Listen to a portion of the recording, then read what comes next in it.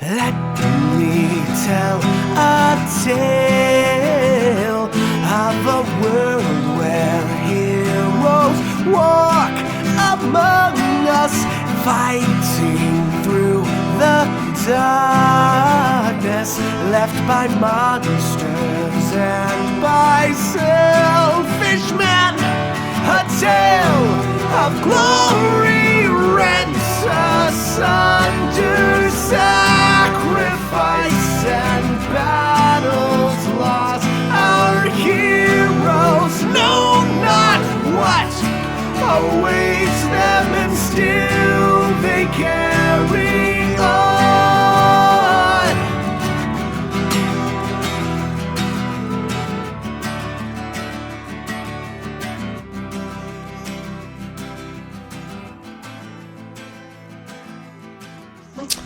Hello, everyone. We are back. Sorry for the delayed opening today, everybody.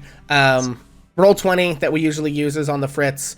Luckily, we don't really need it as much for this episode, so we're just kind of get our way through this.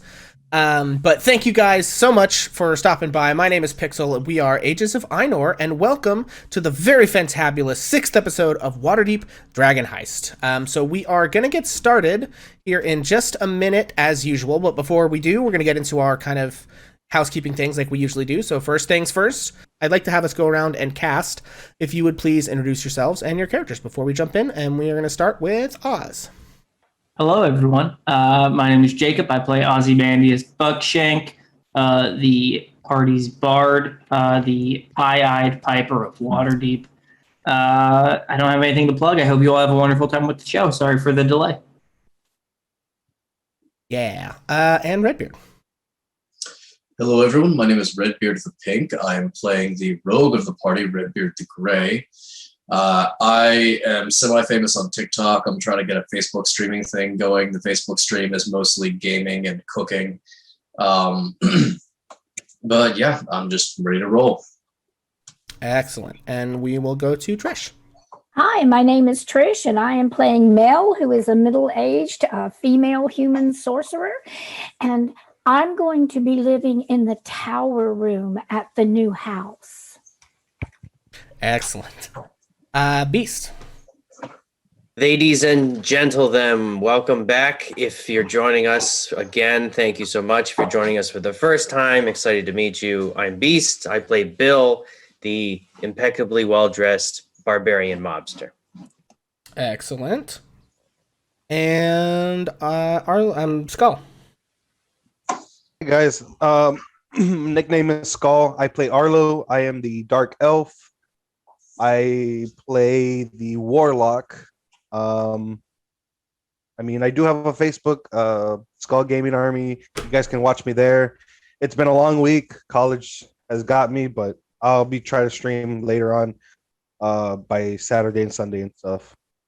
Well, shoot, I've missed all my streams this week over at Hammer and Pixel, and I'm unemployed, so I don't know what my excuse is, but don't beat yourself up. Haley, you're up. What's up, all you cool cats and kittens? Oh, God. I'm Haley Comet. I have a TikTok, and I play Beatrice, the beekeeper / ranger, who is branching out into many things. I'm mostly looking for my mentor, and I hope you guys have fun watching. Yeah, excellent. So without further ado, we are going to go ahead and get started. So, when last we left our heroes, they had once again returned returned.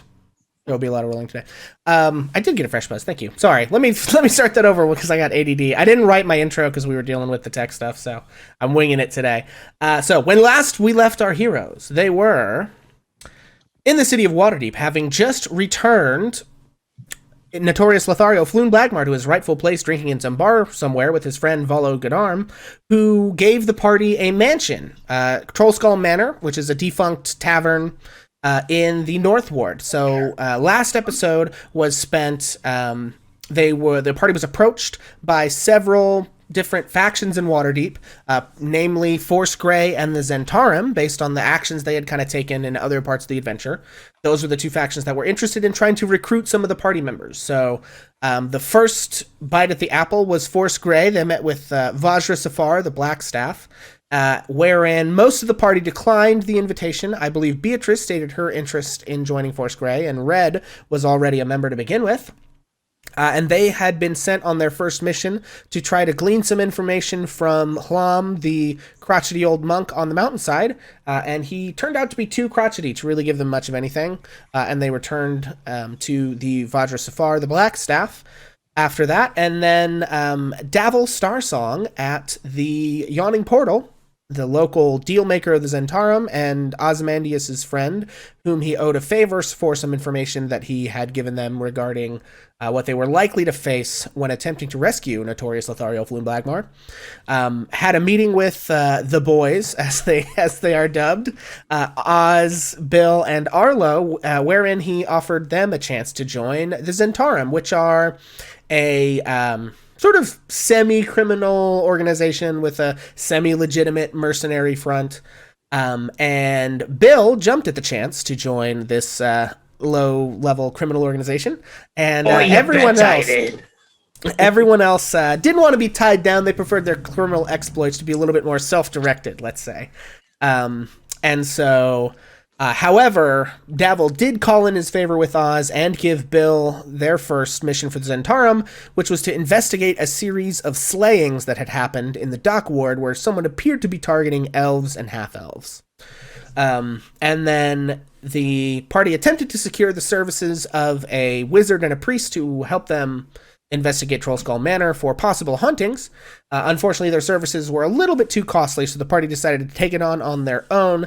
They discovered Lif, the long-dead former barkeep of Trollskull Manor, was haunting the place.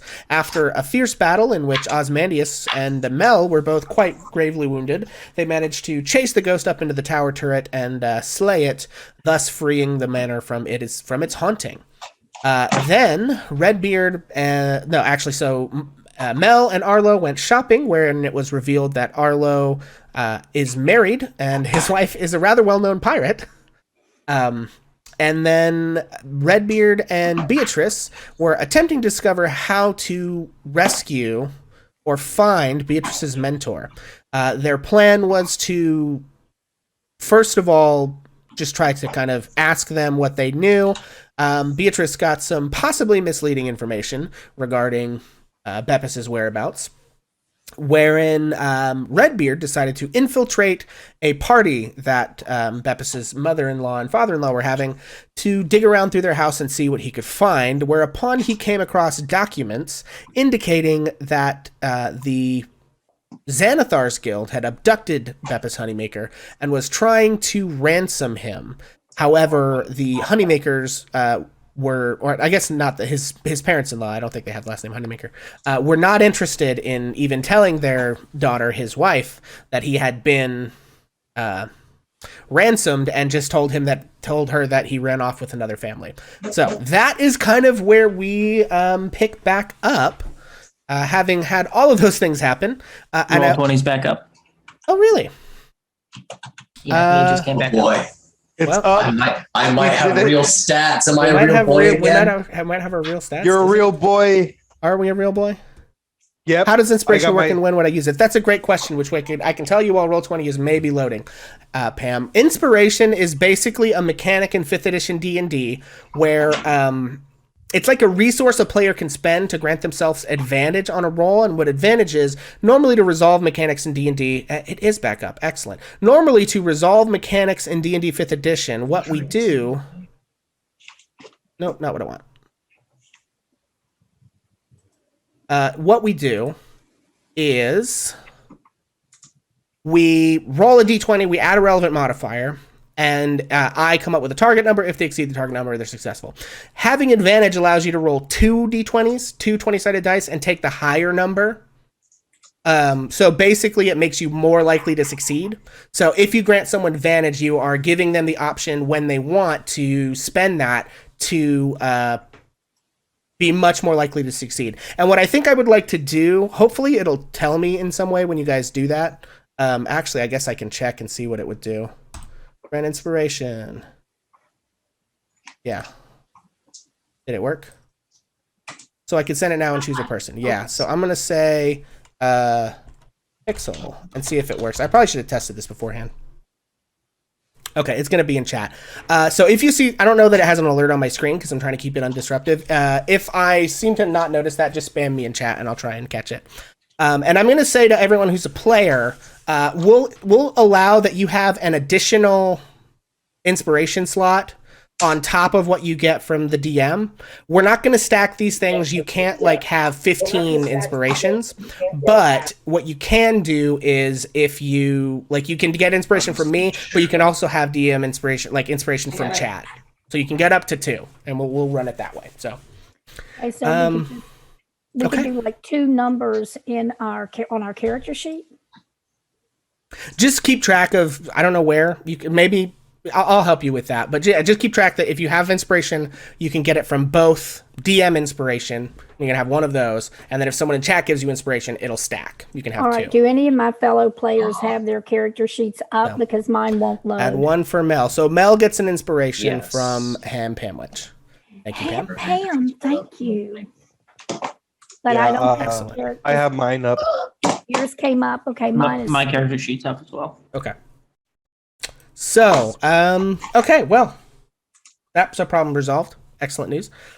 So yeah, what I would like to actually do, I would like to have a space here at the beginning of the episode. I know there were maybe a couple of possible vignettes people wanted to do that they didn't get to do at the end of last session. So I'm going to kind of open the floor to anybody that has any remaining like RP stuff that needs to happen. If you want to jump in with that. I have 3 things I would like to do. Okay. I would like to request a more or less private audience with Lady Blackstaff. Okay. I would like to have a conversation with Beatrice. Okay. And I would like to have a conversation with Bill. Okay. Does anyone else have anything? We'll just kind of make a stack and I'll try and bounce around if anyone else has any stuff they need to do here. In no particular order, and we can spread those around. I'm flexible. Mel would just like to describe what she does in her personal time. Okay. So I've got Mel describing her personal time. I've got 3 things from Red. Who else wants to be on deck here? I think go ahead. Sorry. Okay. I think I should talk to my Patreon. Okay. All right. So I've got Mel, Redbeard's 3 things, talk to the patron. Anybody else? Bill is going to talk to Arlo. Bill, talk to Arlo. Okay. And let's handle those before I get too many to remember. So I am going to start with Mel. Mel spends the rest of her downtime having shopped and found what small things she could, moving all of her belongings to the tower room. Because the tower room actually is 2 rooms, there's the little round area that's the tower, and there's her bedroom. She kind of blocks off the tower a little bit. She puts something in front of it so that that it's a little bit private, and that is going to be her workroom, and she spends her off time doing several little things that she tries to keep anyone else from seeing, so I'm not going to describe them yet. Sometimes if anybody were to wander through that, and maybe Bill on his way to the attic might occasionally hear as though it sounds like she's talking to herself a little bit. Sometimes it sounds like she's even like sweet talking, kind of being sort of cutesy in how she talks. And sometimes he hears a little mumbling, but not anything significant or that he can understand the words. The rest of the time, she works at the yawning portal. Excellent. Okay, and then Redbeard, whichever one of the things you want to jump into first. Let's do maybe 2 of yours, and then we'll jump to Arlo. No, we'll do 1 of yours, and then we'll jump to someone else. So whichever one you want to do first. Okay. The first thing I want to do is talk to Beatrice. Okay. Probably during the day, probably at her house, somewhere where we can just sit down and have a more or less completely private chat. Yeah, we haven't really talked about where this. she's comfortable. So, Beatrice, what does Beatrice's house look like? Or I suppose this could be at the honey stand if you'd prefer to do it there. Well, I feel like the house, it shows modest for my thing, so that's probably kind of like studio-ish in nature, where it's kind of like all one thing, and she doesn't really have to worry about privacy because she's the only person living there. And maybe a bit cluttered with like honey and stuff. And honey experiments everywhere. Nice. Okay, and so yeah, Redbeard, I think knocks on your door, and if you guys want to take it away. Hey, what you doing? Oh, well, Beatrice, I have some information about your mentor. Is it okay if I step inside? Yeah. Sorry about the mess. It's those, and she like shoves like clothes like into a far corner where like maybe they're less visible. I'm used to living in absolute squalor on the streets, so you really are not offending me. This is actually quite a nice little place you've got here. Oh, thanks. It's something. Indeed. So,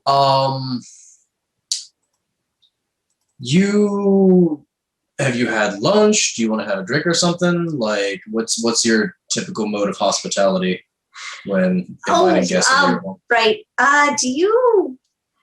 Well, that's it. I don't know if this is really a hospitable thing to do because my honeymead kind of sucks lately. But I would love to try it. Let's both have some. Okay. Okay. Now this is the fun part of D&D where I get to decide what kind of check making honey is. Do you have proficiency in brewer's supplies? No. Okay, so I think we're not going to add proficiency to this. I think this is going to be a raw ability check. Do you guys think that making honey mead is more of an intelligence thing, like knowing the process, or is it more of like a wisdom thing, like feeling it out, like intuiting the right way to handle these things? My input is that it would be an intelligence-based check. That's kind of what I'm thinking. Hampam, which says wisdom. What about you? I'll let the rest of the cast. Beatrice doesn't get a vote because she knows what her stats are. But the rest of you guys, what do you think? Intelligence is knowing that tomato is a fruit, and wisdom is knowing that it doesn't go in a fruit salad. Yeah. Isn't salsa a fruit salad? No. And charisma is being able to sell someone a tomato fruit salad. I'm going to go for intelligence. Okay, so we've got 2 votes for intelligence. I actually feel like it's probably closer to something like a medicine check, so I'm going to go wisdom. Okay, so I've got 2 intelligence and 1 wisdom. Oz and Arlo, I'm going to need your input here, folks. What are they trying to sell? She's trying to make alcohol out of honey. Abysmal. It's honey mead. It's honey wine. I've been trying to load the characters on. I don't know. So, Try refreshing your page. That might do it. They're just like infinite loading Can I screens. pull anybody up? I've got Oz pulled up. It's fine. Mel, what did you say? What did you pick? Intelligence, right? If it ends up still being down, you can always just roll with D&D Beyond or with dice. Stats, so I can hold on. I can use maybe. Mel picked wisdom. Mel picked wisdom. No, I thought Mel picked No, intelligence. Mel picked intelligence. Bill picked wisdom. Yeah, that's right. Well, it's a +1. if you're Literally trying to either make way. Okay, Oz well, if votes it's the strength. same either way, I still want to know what the vote is, but it won't really change anything. if you're trying Oz to votes make strength. Okay. All right, so Oz Punch the honey. abstains. It's a strength Okay. check. Yeah, I think I come down on the intelligence side, so that's what I'm going to say. Make an intelligence ability check to determine the I was quality gonna of say this wisdom. batch of honey. Oh, I'm no. gonna see if like I can use like, Of mead, honey, hard- mead, honey wine, whatever we're calling it. thing. Maybe. Just roll that. Okay. It'll be a +1. 17? Would be Okay, all right, yeah. So I think this time you got a pretty good batch Yeah. out of the deal. Yeah. So yeah, there you go. Take it away. Yay. Okay. Should have comes over with like 2 glasses. Yeah, all of that just for these guys to know whether they enjoy the drink or not. Sorry, folks. Yeah. But that's I'm D&D, baby! They enjoy the drink about And she's 85% probably of the still way. like not sure just because of like the guy that like gave her the really bad reviews. So she's just like kind of hands it to him, but she's like apprehensively drinks her own glass, and then she's like, "Oh, okay." Yeah, Redbeard very confidently takes that glass, looks her in the eye, and says, "Why don't we have a seat?" Oh, okay. I can't help but think that like you're buttering me up to tell me something awful. Let's just have a seat. Okay. Okay? Oh, yeah, I want you to do this. And he sits down on the nearest thing that looks like it has something near it to sit on. Is he dead? He's definitely not dead. Okay. Now, will you sit down and listen to me? She says she's got her glass like she's holding it like this. Now, he takes a nice long sip. You know, that is quite good. That is quite good, Beatrice. I really appreciate you inviting me in like this. Listen, I found some information about the whereabouts of your friend Beppis. Or at least I found some information about. I got some leads. I got some leads on his whereabouts. Let's put it that way. Now, the information I'm about to share is probably based on what I know. I don't think it's going to be terribly surprising to you, but you may still find it upsetting and shocking. Okay. So I just want you to be ready to hear this. It seems that the in-laws know a thing or two about where Beppis went. It seems that he was kidnapped. Somebody tried to ransom him to the in-laws, and the in-laws are saying, fuck it, good riddance, and not paying ransom. Well, that is certainly not what they told me. Those bitches. DM, do I know anything about who did the kidnapping or is charging the ransom based on the information that I have? Yeah, you know that the ransom came from the Xanathar's Guild, which is the main rival criminal guild to the Zentarum in Waterdeep. And the Zentarum are the ones that my boys were trying to join up with. Yes. Is that right? Okay. Correct. Succeeded. Right. So We're anyway, asked to. Not trying, we're asked. got it. Noted, Ah. heard, and noted. So then I would just relay that information. I believe that he was taken by the Zantharum Guild. Why exactly? I think it's because they decided that since he had rich in-laws, that they actually like gave a shit about him and would give up a bunch of money to get him back for their sweet daughter. But it turns out they underestimated how little they give a shit about Beppis or even dislike him. So, yeah, that's where we stand. Now, the good news is, now that I know more or less who has him, tracking him down is far from impossible. It may not be easy, but it's definitely doable. It's something that can be done. Are we going to be breaking toes? We might be breaking some of his in-laws' toes. I'm we alright have with to. that. All right, I just want to know that you're prepared because you may have to get your hands dirty. You know more about this whole situation than I do. Let I'm me just get doing my best bees. to fill in the gap. I'm going to get her bees. All right. We'll plan this out later. I just wanted to make you aware of the situation. I'm going to give you some time to process. He will finish his glass of honey mead. God, Beatrice, that is really good. I think that guy was just sick to begin with. And he, pounces off out the door. Okay, excellent. Okay. Uh-oh. I was gonna do Bill and Arlo next. He's back. All right, yeah, Bill and Arlo. If you would, however you all want to initiate that. You can set the scene yourself, I think, on this one. I don't really know where you guys, maybe in Troll Skull, I'm not sure. Yeah, so I think we're shuffling furniture around a little bit at Troll Skull, and Bill thinks that the chair should go here. Arlo is like, no, I think it goes over here. And Bill's starting to get a little angry. It's better feng shui if it's over here. I don't think so. I think it's better over there. Big Blue, how do you stay calm all the time? Aren't you ever angry? Of course I get angry, but I can't always show it. I mean, I'm a gambler after all. as I'm moving the chair slowly to the position that I want. Well, what does that have to do with anything? I don't get it. Well, what do you mean you don't get it?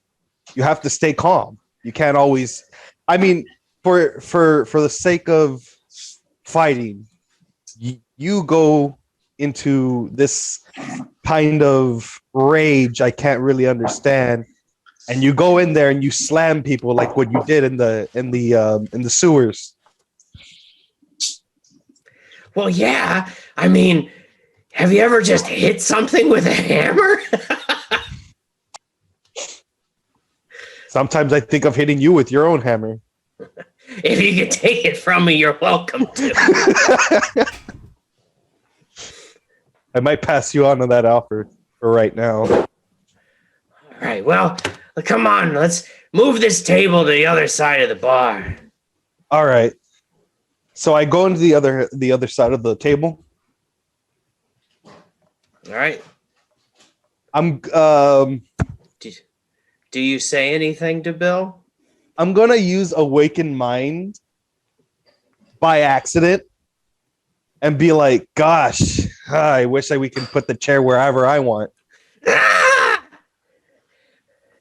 The ghost is back. Yeah, so I actually want to ask a question here.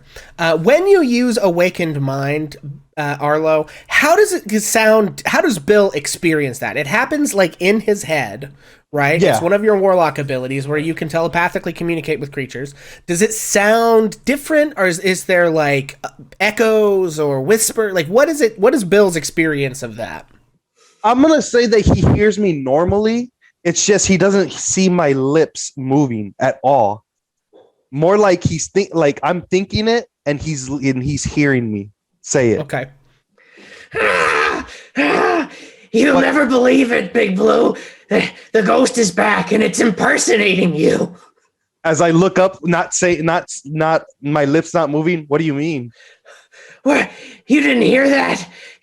It was in my head. You know I don't handle cognitive dissonance well. I know that, but gosh, man, you might be going insane. No. I'm too young and too pretty. I don't know about the pretty part. Okay, well, the next time I get my nose broken, I'll do it on the other side. You telling me you can talk to my mind? Is that? I think that's one of my things.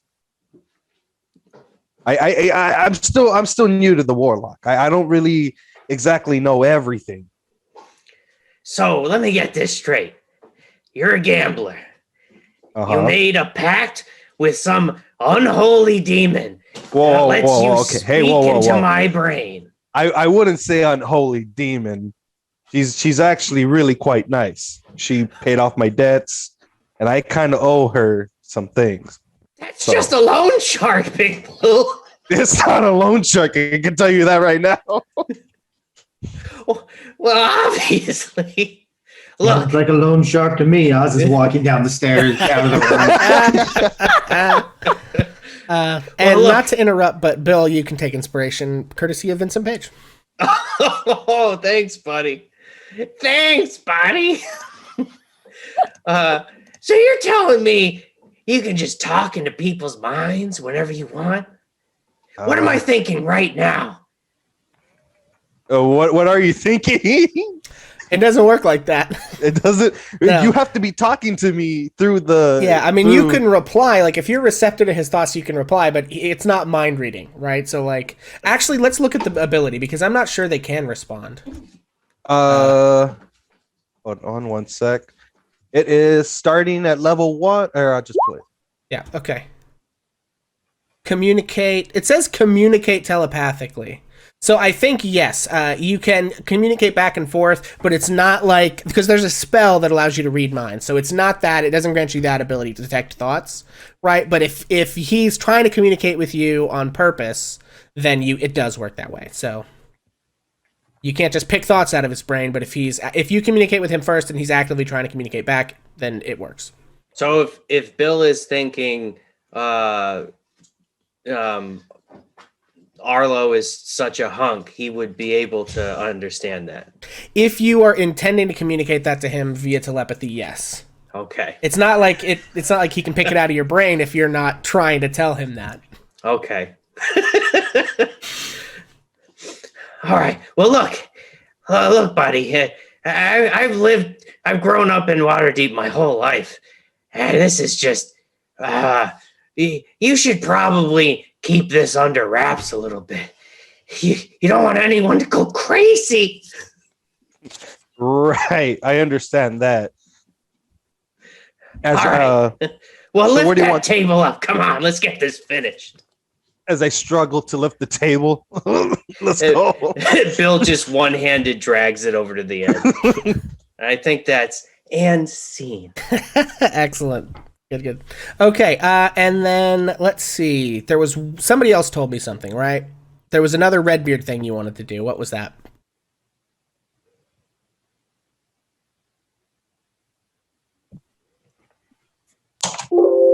Red wanted so to the other two things that Redbeard wanted to do were talk to Lady Blackstaff and talk to Bill.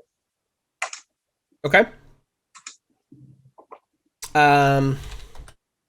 Okay, so I think let's do the Bill scene first.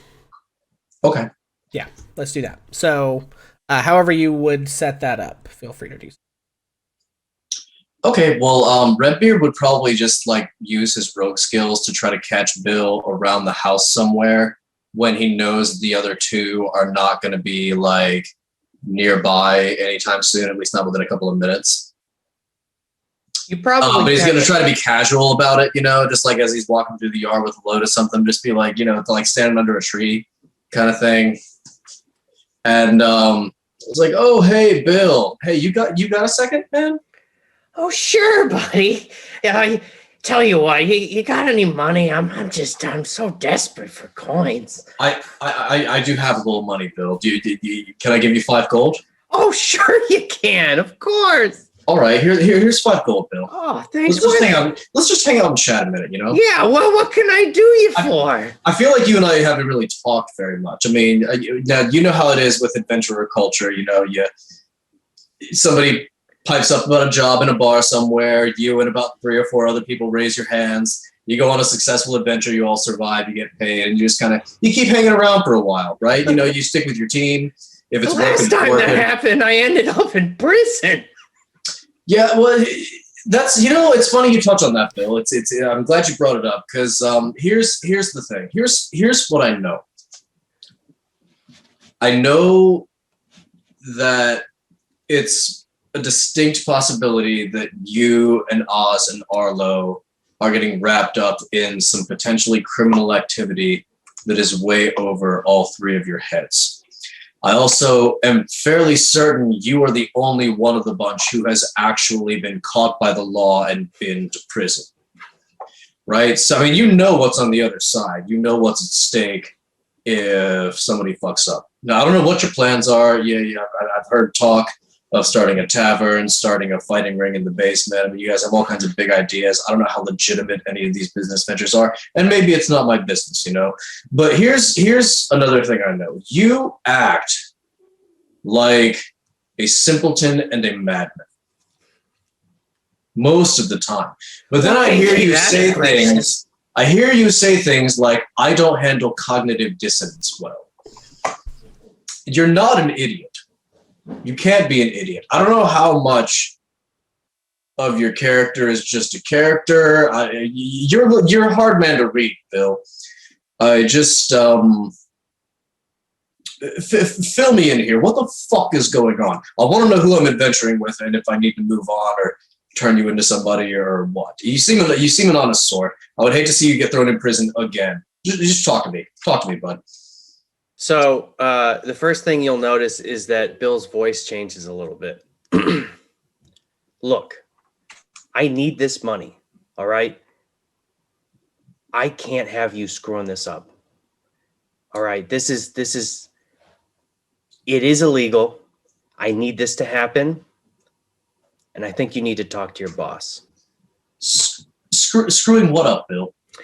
Bill is gonna reach into his doublet, his fine black silk doublet, and he's going to pull out a small rolled up piece of paper that is sealed with wax at both ends, and he's going to hand it to Gray.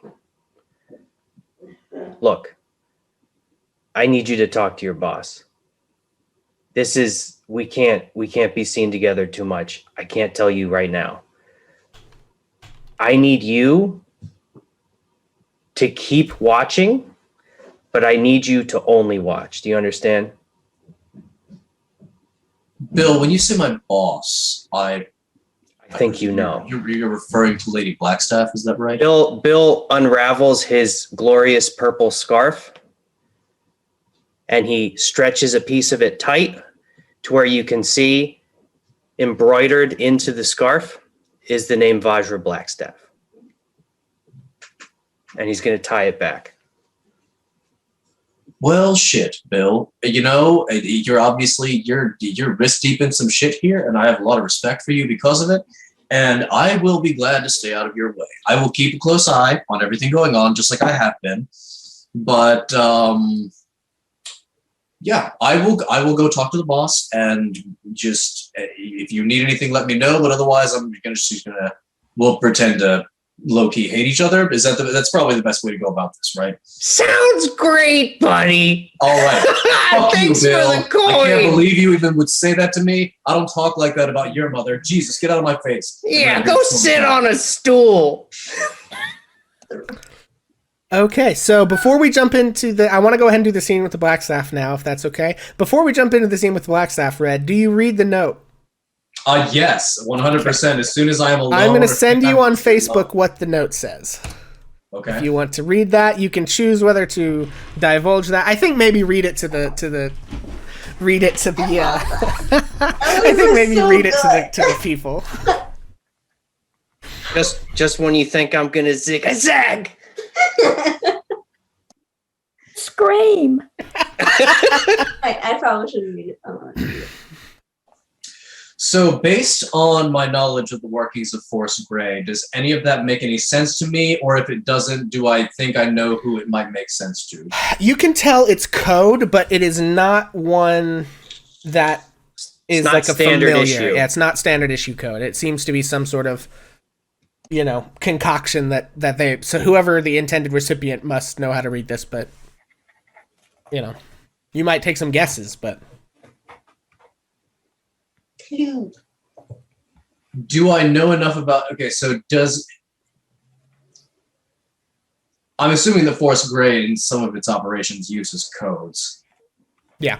The question is whether or not, how aware am I of just that sheer fact that sometimes... I think it would be easy to look at that and say there is some hidden message here. There's probably some kind of code going on, but as some relevance potentially to someone within Force Grey, but definitely not a thing that I know or am supposed to. Given that he told you to take it to the Blackstaff, you can assume that she either is the intended recipient or is supposed to get it to the intended recipient.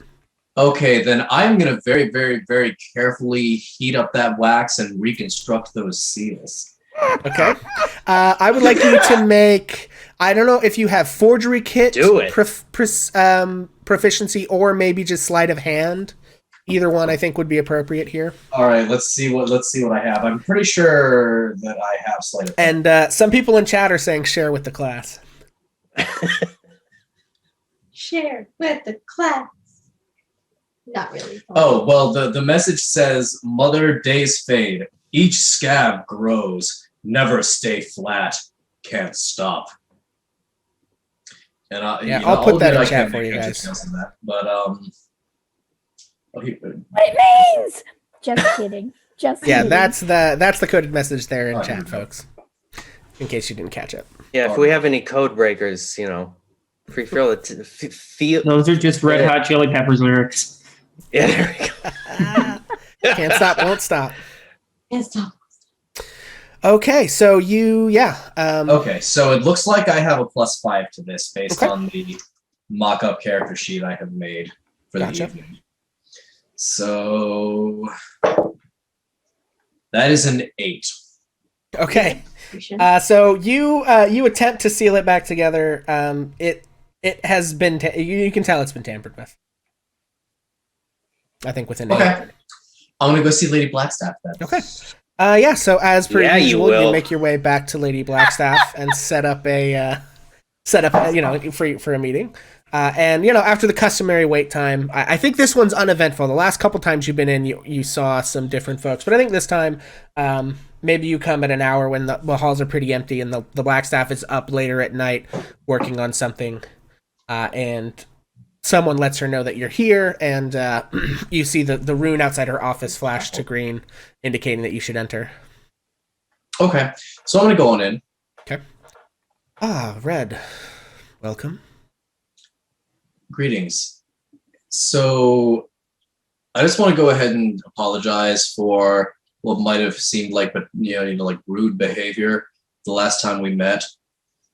The truth is, I had been watching about 3 of that crew for potential like criminal or dangerous activity for a minute, and I've been a little elusive about which organization I worked for exactly, and summoning them all in like that just seemed like a huge tip-off, and also I knew that none of them were going to be interested. At least I'm a little surprised that Beatrice expressed an interest, to be honest, with all the honey stand business, the missing mentor stuff going on. But I think she might have a knack for it. She's been helping me investigate the fact that he's missing, and I've been really impressed with the work that she's done.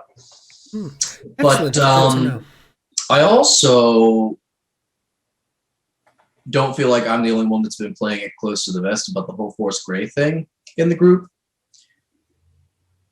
And I received a message. At first, I thought it was for me, so I went ahead and opened it, and I couldn't make heads or tails of it, so I had to assume that it was not for me.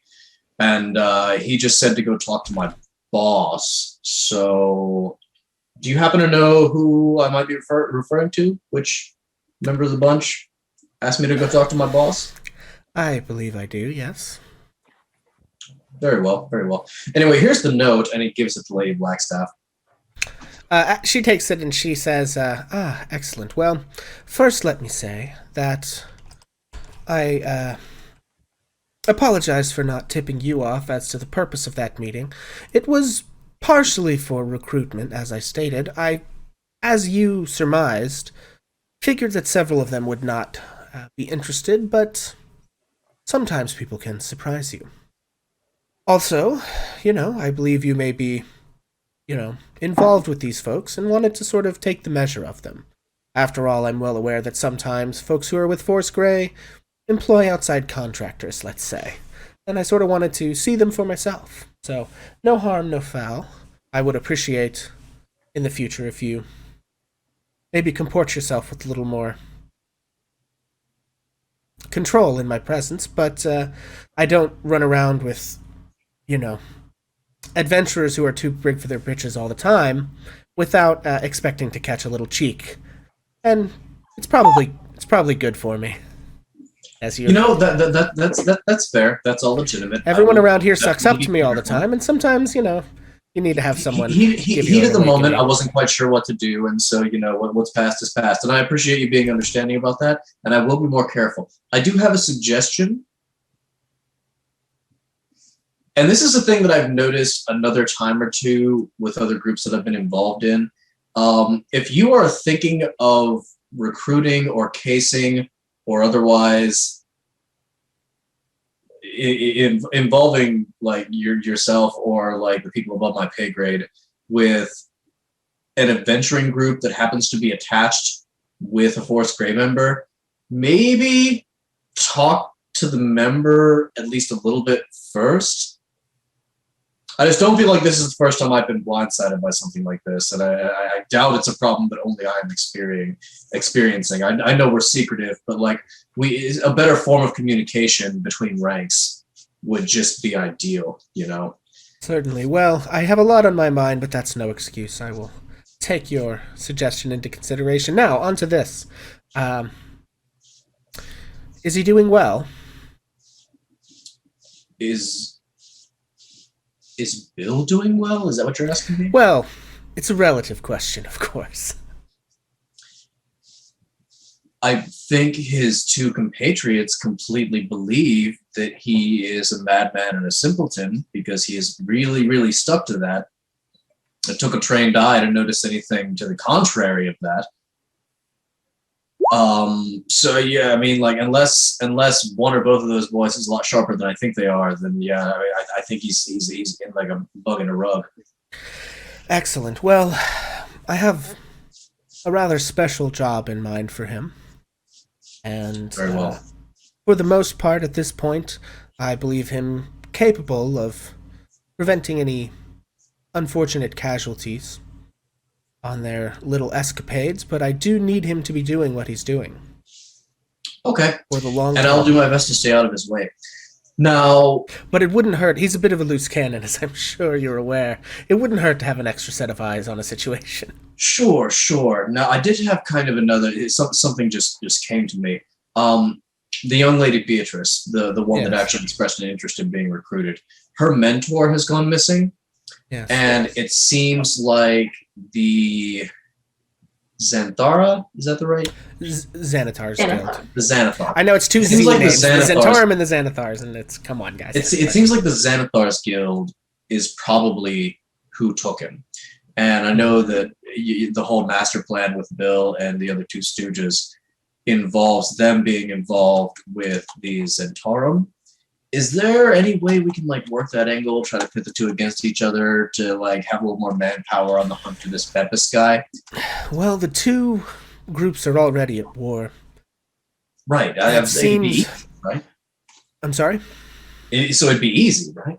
Well, I don't know that the Zentarum will care much about Beppis.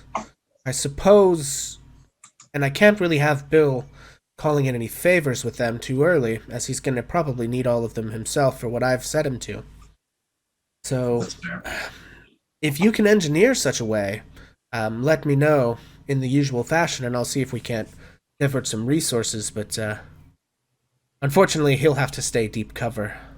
And we can't rely on him too much because what I've set him to is quite a difficult feat, and I'm not entirely sure that he won't need every ounce of favor he can get from them.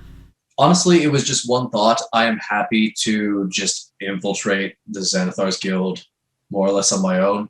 Having one or two other real experienced sneak Don't do thieves that.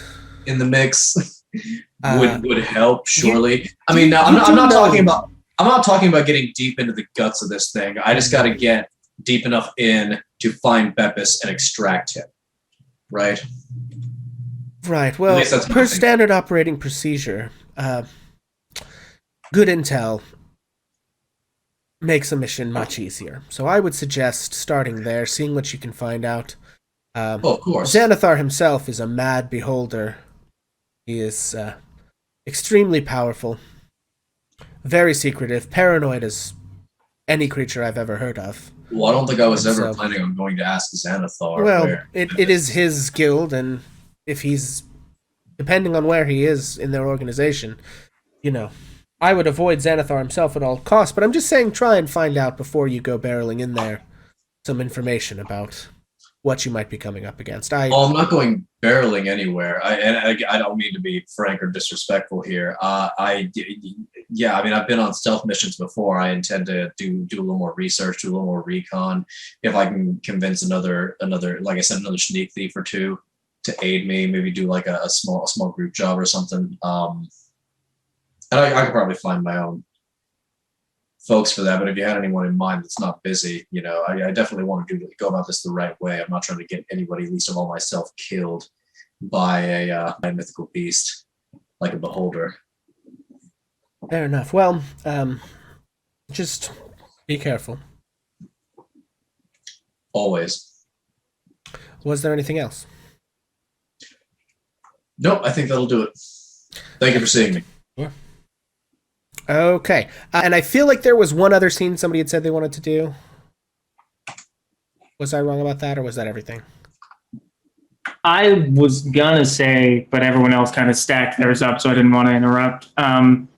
Oz wants to get everybody together to discuss this whole serial killer in the dock ward Yes. Okay. thing. Yeah, so I think maybe it's... I don't know, like standard practice, I think you guys would maybe meet up at the headquarters every once in a while to kind of talk business, see if there's any jobs coming in. During the downtime, for the most part, it's pretty dry spell, but, I think maybe on like the first meeting that you guys have after Davil talks to you, you probably bring this to the meeting. So to set the scene, I think you're probably in the upper part of the Troll Skull Manor. On that first room, there's kind of like a large dining room with a big table in it. That would probably make a good kind of meeting place. So I think you guys are seated around that table.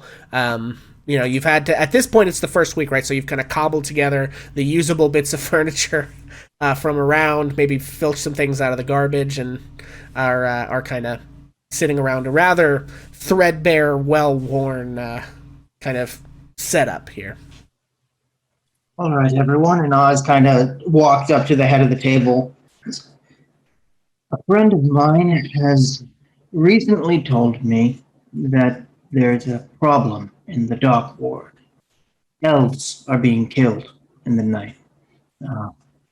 Been going on for a couple of weeks, from what they told me. I believe we may have a serial killer on our hands. And I know none of us live in the dock ward anymore, but that's our old stomping ground, and I think as people who are able to do something, we should do something. Okay, so for some reason, this is out of character. This is the first I'm actually hearing of this, but I feel like my dude, because he like lives and or sleeps around the dock ward a good bit. If there was something like elves turning up dead. Do I know? Have I heard any? Like, I've been focused on other things, but have I at least heard of what he's talking about? I'm gonna say no. I think the Zentarum probably have a better spy network at this point, and Okay, you've so had this is other still things. You not- spent your last week looking into Bepis, mostly in the North Ward, trying to cobble together your costumes. So I think this is news to you. This is news to me. Okay, all right, fair enough. We know he targets elves, and we know that it's all been in the dock ward. What I are the think- kills like? They're decapitated. They're decapitated. Yes. Where does this happen? Are they? Is it in their homes? Is it in the streets? What's? Did Davil give me that? Yeah, they're in the street. Yeah, They're being. The elves are being decapitated in the streets. At Is night. this happening at night? Yes. It's the dock ward, but this is more than what it's used to, I believe. Do you think we should go and watch? I think we should stop them. Do you Whatever think we they- could okay, use okay. Arlo as bait? I knew that you were gonna say that. Here's the thing about decapitating someone. Okay, unless you do it real fast and real clean, or you like force somebody into a very like vulnerable position to make it happen, it's not something that doesn't make a lot of noise. You know what I'm saying? Like if somebody was like bending people over and chopping their heads off, I feel like there would be a lot of screaming and some possible earshot and or eyewitnesses to what's going on. Whereas if they're just falling dead in the street and can't let out a squeak, then whoever's doing this is, again, very fast and knows what they're doing. There's also to think of, this is the dock ward. This isn't exactly a nice part of town, right? I mean, people die in the dock ward every day. Do we know what they're doing with the heads? Oh. I don't know. That's why I think we should go and look and watch. Honestly, I don't mind using me as bait. As far as you But as guys long as- know, the As long as you're volunteering. as far as you guys know, the heads are found with the bodies. They don't seem to be spirited away anywhere. They're just Okay. Is left where they there? fall. Did So they say basically whether it's like- there was a gender, like female? 3 of them have been dead so far. They did not specify. It's just that they were all elves or half elves. Oh, thank God, I don't have to change. So, All right. no, they did not Well, mention the gender. I say we go down there tonight. I know what we all else am I have busy months planned, but I think this is something that needs to get taken care of sooner rather We than just later. we can't have this. Well, It's unacceptable. when I first came to Waterdeep, I spent a lot of time because I didn't have anything and I didn't know anybody. And I spent a lot of time in the shadows and darkness and the sewers sometimes. I can help us find secret places to watch from. I think that would Okay. be good. I think As that's our long best as bet. you all are close, I'll be able to just be there. I don't mind going out there. If you would feel more comfortable, I can disguise myself and do it. Or we could discuss somebody who doesn't look. I'm a bit more convincing. Right. You can dress like an You elf. mean you're not 7 feet tall? I mean, it's called disguise self. It's a little thing called magic. Some of us have it, Arlo. Right. Some of you gain it. Some of us have to get it. Right. Beatrice, you look like you're thinking. Yeah. Do you have the magic disguise self? Do you have a disguise kit? I also have that. Because I'm thinking maybe like one of us who doesn't really look that intimidating, you could dress up as an elf, and then I feel like that would be just like slim pick, like that would be easy pickings for whoever the heck is doing this if they already don't look intimidating. Okay, Red- give me then the red- pointy ears. I'm pretty good with a disguise kit. I think. What if we all dressed up as elves? Beatrice, you are the least intimidating one of us. Are you volunteering? Yes. Oh, I see. Isn't it better to use a real elf? Once again, I We want to do clarify. have- I can't disguise other people with my magic. It's disguise self. I got a little makeup. I don't think wooden Arlo ears are going is to do anything. already an actual elf. Maybe we can use the disguise kit to make him look a little less intimidating. Yeah, he's 7 feet tall. It's not 7 feet. He's not Slim Pickens, right? Like, But if he's slender 7 feet tall, maybe it looks like he could be overpowered. I don't know. I'll feel sorry for the Punch guy that's down a trying to little. decapitate Whoever's me. chopping heads off has to be able to reach his shoulders. That's I'm 5'6". I'm the tiniest one. Yo, Mel- I'm Really? also 5'6". Mel Maybe gets it's up Really? from I the, thought Mel gets Bill up from the was. table and walks around the room. She's just walking around the room looking troubled. Let me be the bait. I'm going to be better at talking and convincing them that I'm Well, a weak, innocent elf. And about also, this? I suck at fighting. You're all good at fighting. That's your place. Right? How about this? They didn't say how many they're targeting. Me and you can go into the dock ward. We'll be there as Redbeard, Beatrice, Mel, and Beast are there. Bill, waiting. my name's Bill. Bill. Oh, you don't want to put yourself, Arlo. You have things that you do with your hands that usually work better when you are further away from the danger. that's fine with me. I'll still go. I say we throw Oz to the wolves and try to But if kill somebody him. is right up behind you trying to cut your head off, you probably don't want to be right next to them. You know what I mean? You probably want to. All right. Then we disguise. Then we want to get the two. We got to get the two that are best at hand-to-hand combat. No, that's not. We need to convince the guy that I'm a weak, helpless elf, or whoever the target is a weak, helpless elf. And then when they're the bait, he comes out, everyone else jumps him. It's like Scooby-Doo. Problem solved. What's a Scooby-Doo? Scooby-Doo was an old bardic hero who disguised himself as a dragon and wiped out a party of dragon poachers. That sounds amazing. Turns out it was Should actually the tell guy me a who story owned the sometime. amusement park. What's an amusement park? Nice. You're Okay. upsetting Mel. All right. I'll be the bait. Does anyone in here have any way to we need to be in contact with you, Oz. Can we need to be looking at you? We need to be able to see you, or you need to be able to tell us if you're getting into trouble.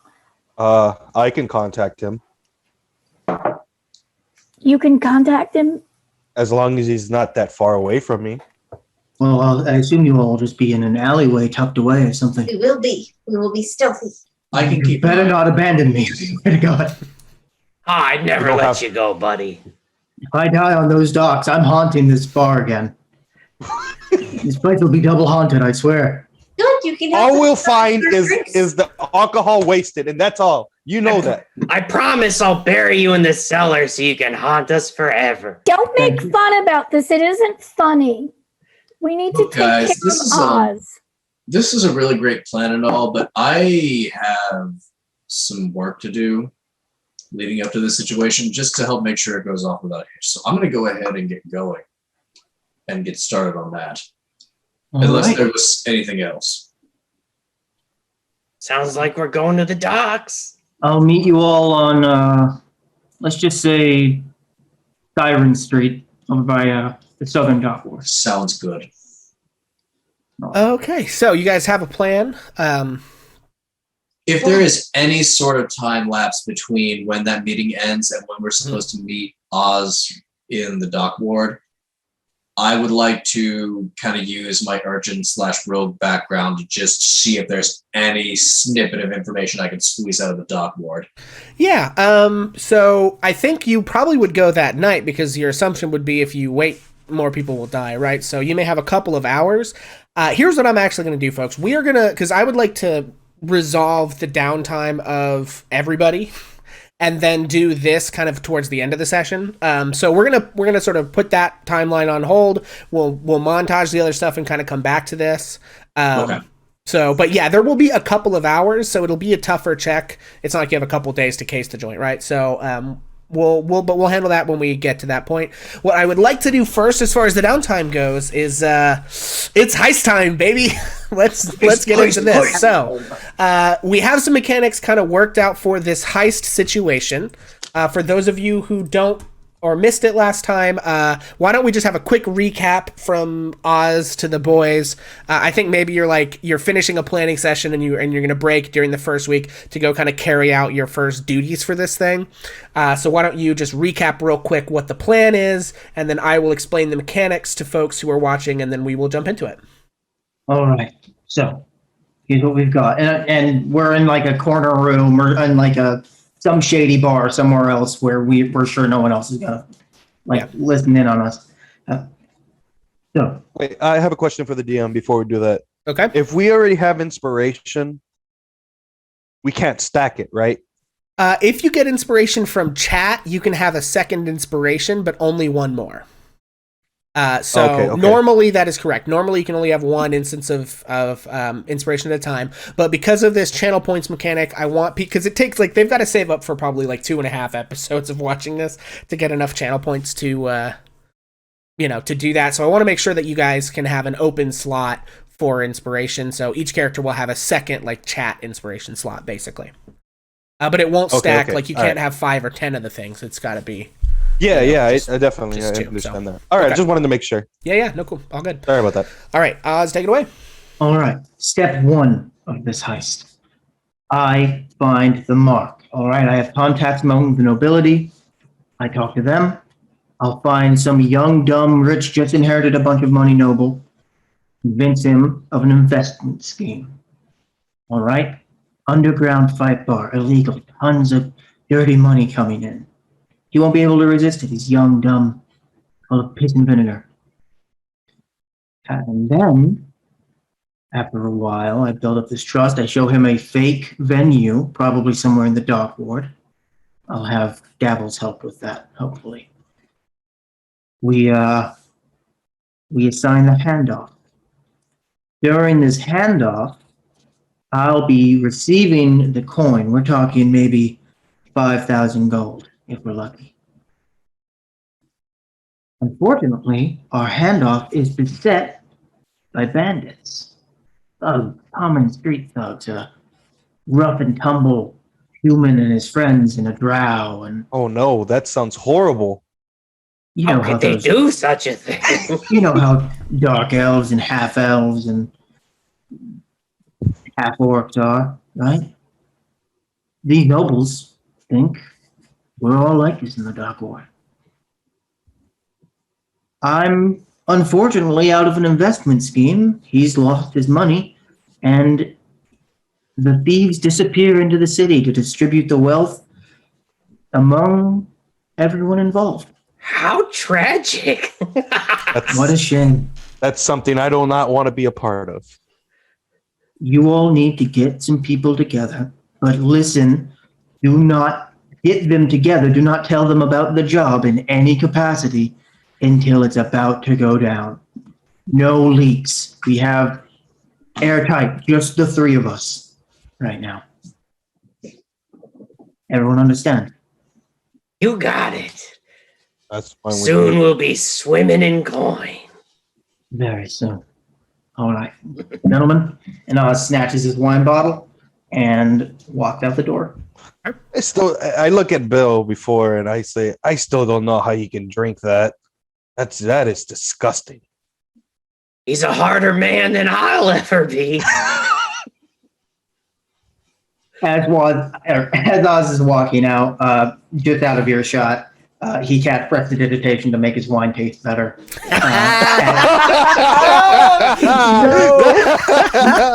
Oh my gosh. Incredible. Take inspiration for that if you don't already have it. That's genius. Hints of cinnamon and elderberry. Just tastes like grape juice. Okay. Okay, so here's the mechanics. Oz is going to spend all 4 weeks of his downtime doing this, and I have separate checks that you're going to make along each week.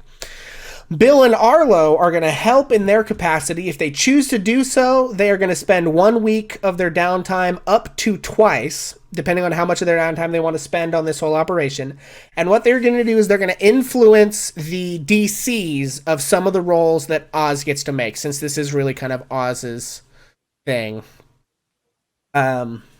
And so the first week, the check is for Oz to find and convince his mark. Okay? Yeah. And Oz is flying his noble contact, Lynette, to follow. Just as they're out socializing, being pals, he's, I'm looking for a role as a court bard.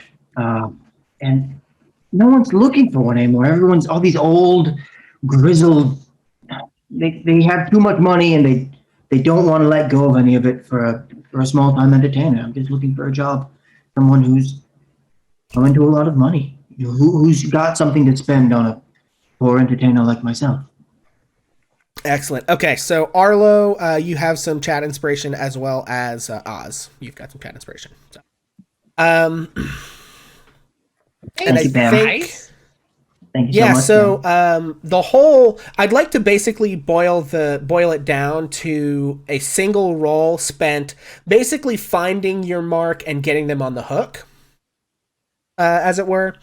And so I have kind of a set of, and this is basically going to determine how big of a fish you can catch and how likely you are to get the full amount that you're trying to get, basically, right? And so I think Lynette gives you some information, probably that she's heard through the grapevine, somebody that's just come into money that fits your bill. You probably go back and forth. She gives you a few possibilities. You think, they're not that, Eventually you winnow it down to a couple targets that you want to try and hit. So I would like you to kind of describe to me, what's your approach? Is it more about the deception? Is it more about the persuasion at this point?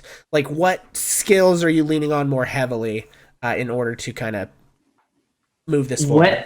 When Oz finds his mark, he is all about fast talking them, just talking them in circles to make them think, oh, this is the guy who can get me a lot of money. Okay. He's going to seem a little bit nefarious just because, obviously I'm talking about something illegal. Yeah. This is an underground fight ring. Yeah. Okay. I think maybe deception or performance, would probably be.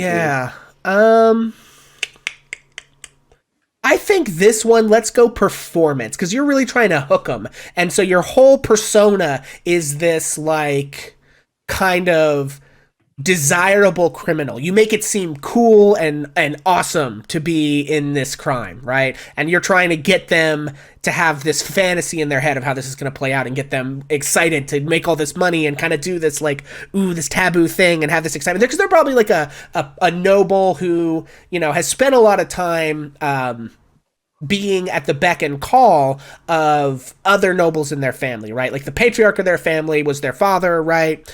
And they just inherited this money, but up until now, they've not been in charge of anything, right? And so, like, they're kind of like, they've never been able to do shit like this before, and so they're like, ooh, they're, you know. And so I think make a performance check, and we will kind of look at how that needs to go. Performance coming at you. I'm going to use an inspiration for that. Oh boy. Thank you, chat. Yeah, Thank you, chat. Thank you, chat. Oh boy. All right, here we go, guys. My hand. 4. That's a 17. Nice. Okay. Woo. So with a 17, you get your starting situation is the 5,000. Now you're going to incur some expenses through this process in the hiring of your added help. How much of a cut are they going to take, right? But with a 17, you get a fish on the hook that can get the full 5,000. So moving into week 2, this is where you guys are going to kind of be hiring the help, right? So this is where Bill and Arlo, if they choose, can spend their second week of downtime, which they haven't spent their first yet, but during the second week, you can spend that trying to put the crew together, right? And so how we'll do that is Bill and Arlo, you can kind of describe to me, like, what kinds of checks you would be making, right, in this process. Both of you have Yagra as your friendly face, right, which is what's kind of allowing you to make this check in the first place. She's sort of your contact. It doesn't grant you any advantage or anything, and I basically have some DCs set. So here's how this is going to work. If you roll really badly, you're actually going to make it harder for the check that Oz is going to make when he's negotiating the costs. If you roll kind of middle of the road, then it's a flat, you can get them on the hook for it, but like you don't really impact how much they're requesting as far as the DC the check that Oz makes. If you roll well, you can actually lower the DC of the check that Oz will have to make. So and Oz inspire them with bardic inspiration. Do we do separate when we're trying to convince? Bill and Arlo have the option. You're not required to. You have the option to spend this week of downtime basically working that angle, trying to convince your friend to throw in on this, right? I think because it's downtime and you're not together all the time and you're probably like hanging out in bars and you know, I think I'm just gonna have this be your roles, right, without inspiration. But what I would like from Bill and Arlo is, like, describe to me how you go about approaching this, so I know kind of what skill checks I'm going to ask for. If that makes sense. Bill is probably going to attempt to leverage the fact that he killed Krenz for Yagra as a favor, as sort of like an I here's a free one for you. Maybe, you know, I need a little help. It's got to be a little quiet, and you know, there's might be some masks involved. You know what I'm saying? Yeah, okay. I really like that because I didn't think of that because that's such a good idea. I'm actually going to, like, decrement your DCs. And so what I mean by that is, like, if you rolled less than 5, it was going to add +2 to the DC of Oz's skill check. I'm going to basically move the whole chart for you because I really like that idea. So the lowest, if you roll a 5 or less, you're going to add a +1 to Oz's check. 5 to 9, you are going to neither help nor hurt. And then anything above 10 or above, you are going to help the check because I think that's really good. I totally forgot about that. So kudos to you for bringing that in, and so that's how your stuff is going to kind of shift there. So let's go ahead and do Bill, and then we'll do Arlo if you want to go ahead. And I think that I'm going to say that's probably persuasion from the sound of it. Okay, yeah. 9. What do I got? A 9. Okay. So, yeah, she's interested, but you don't add any bonuses to Oz's check. But you don't add any difficulties to it either. So, Okay. unless you have wanna use inspiration to spend, inspiration? which you could do if you wanted to. Yeah, I don't think you should burn that. I think you should wait until. Well, we have another week of helping to do, so I think I'm Yeah. going to leave it at that. Okay. And then Arlo, how do you think you influenced this conversation?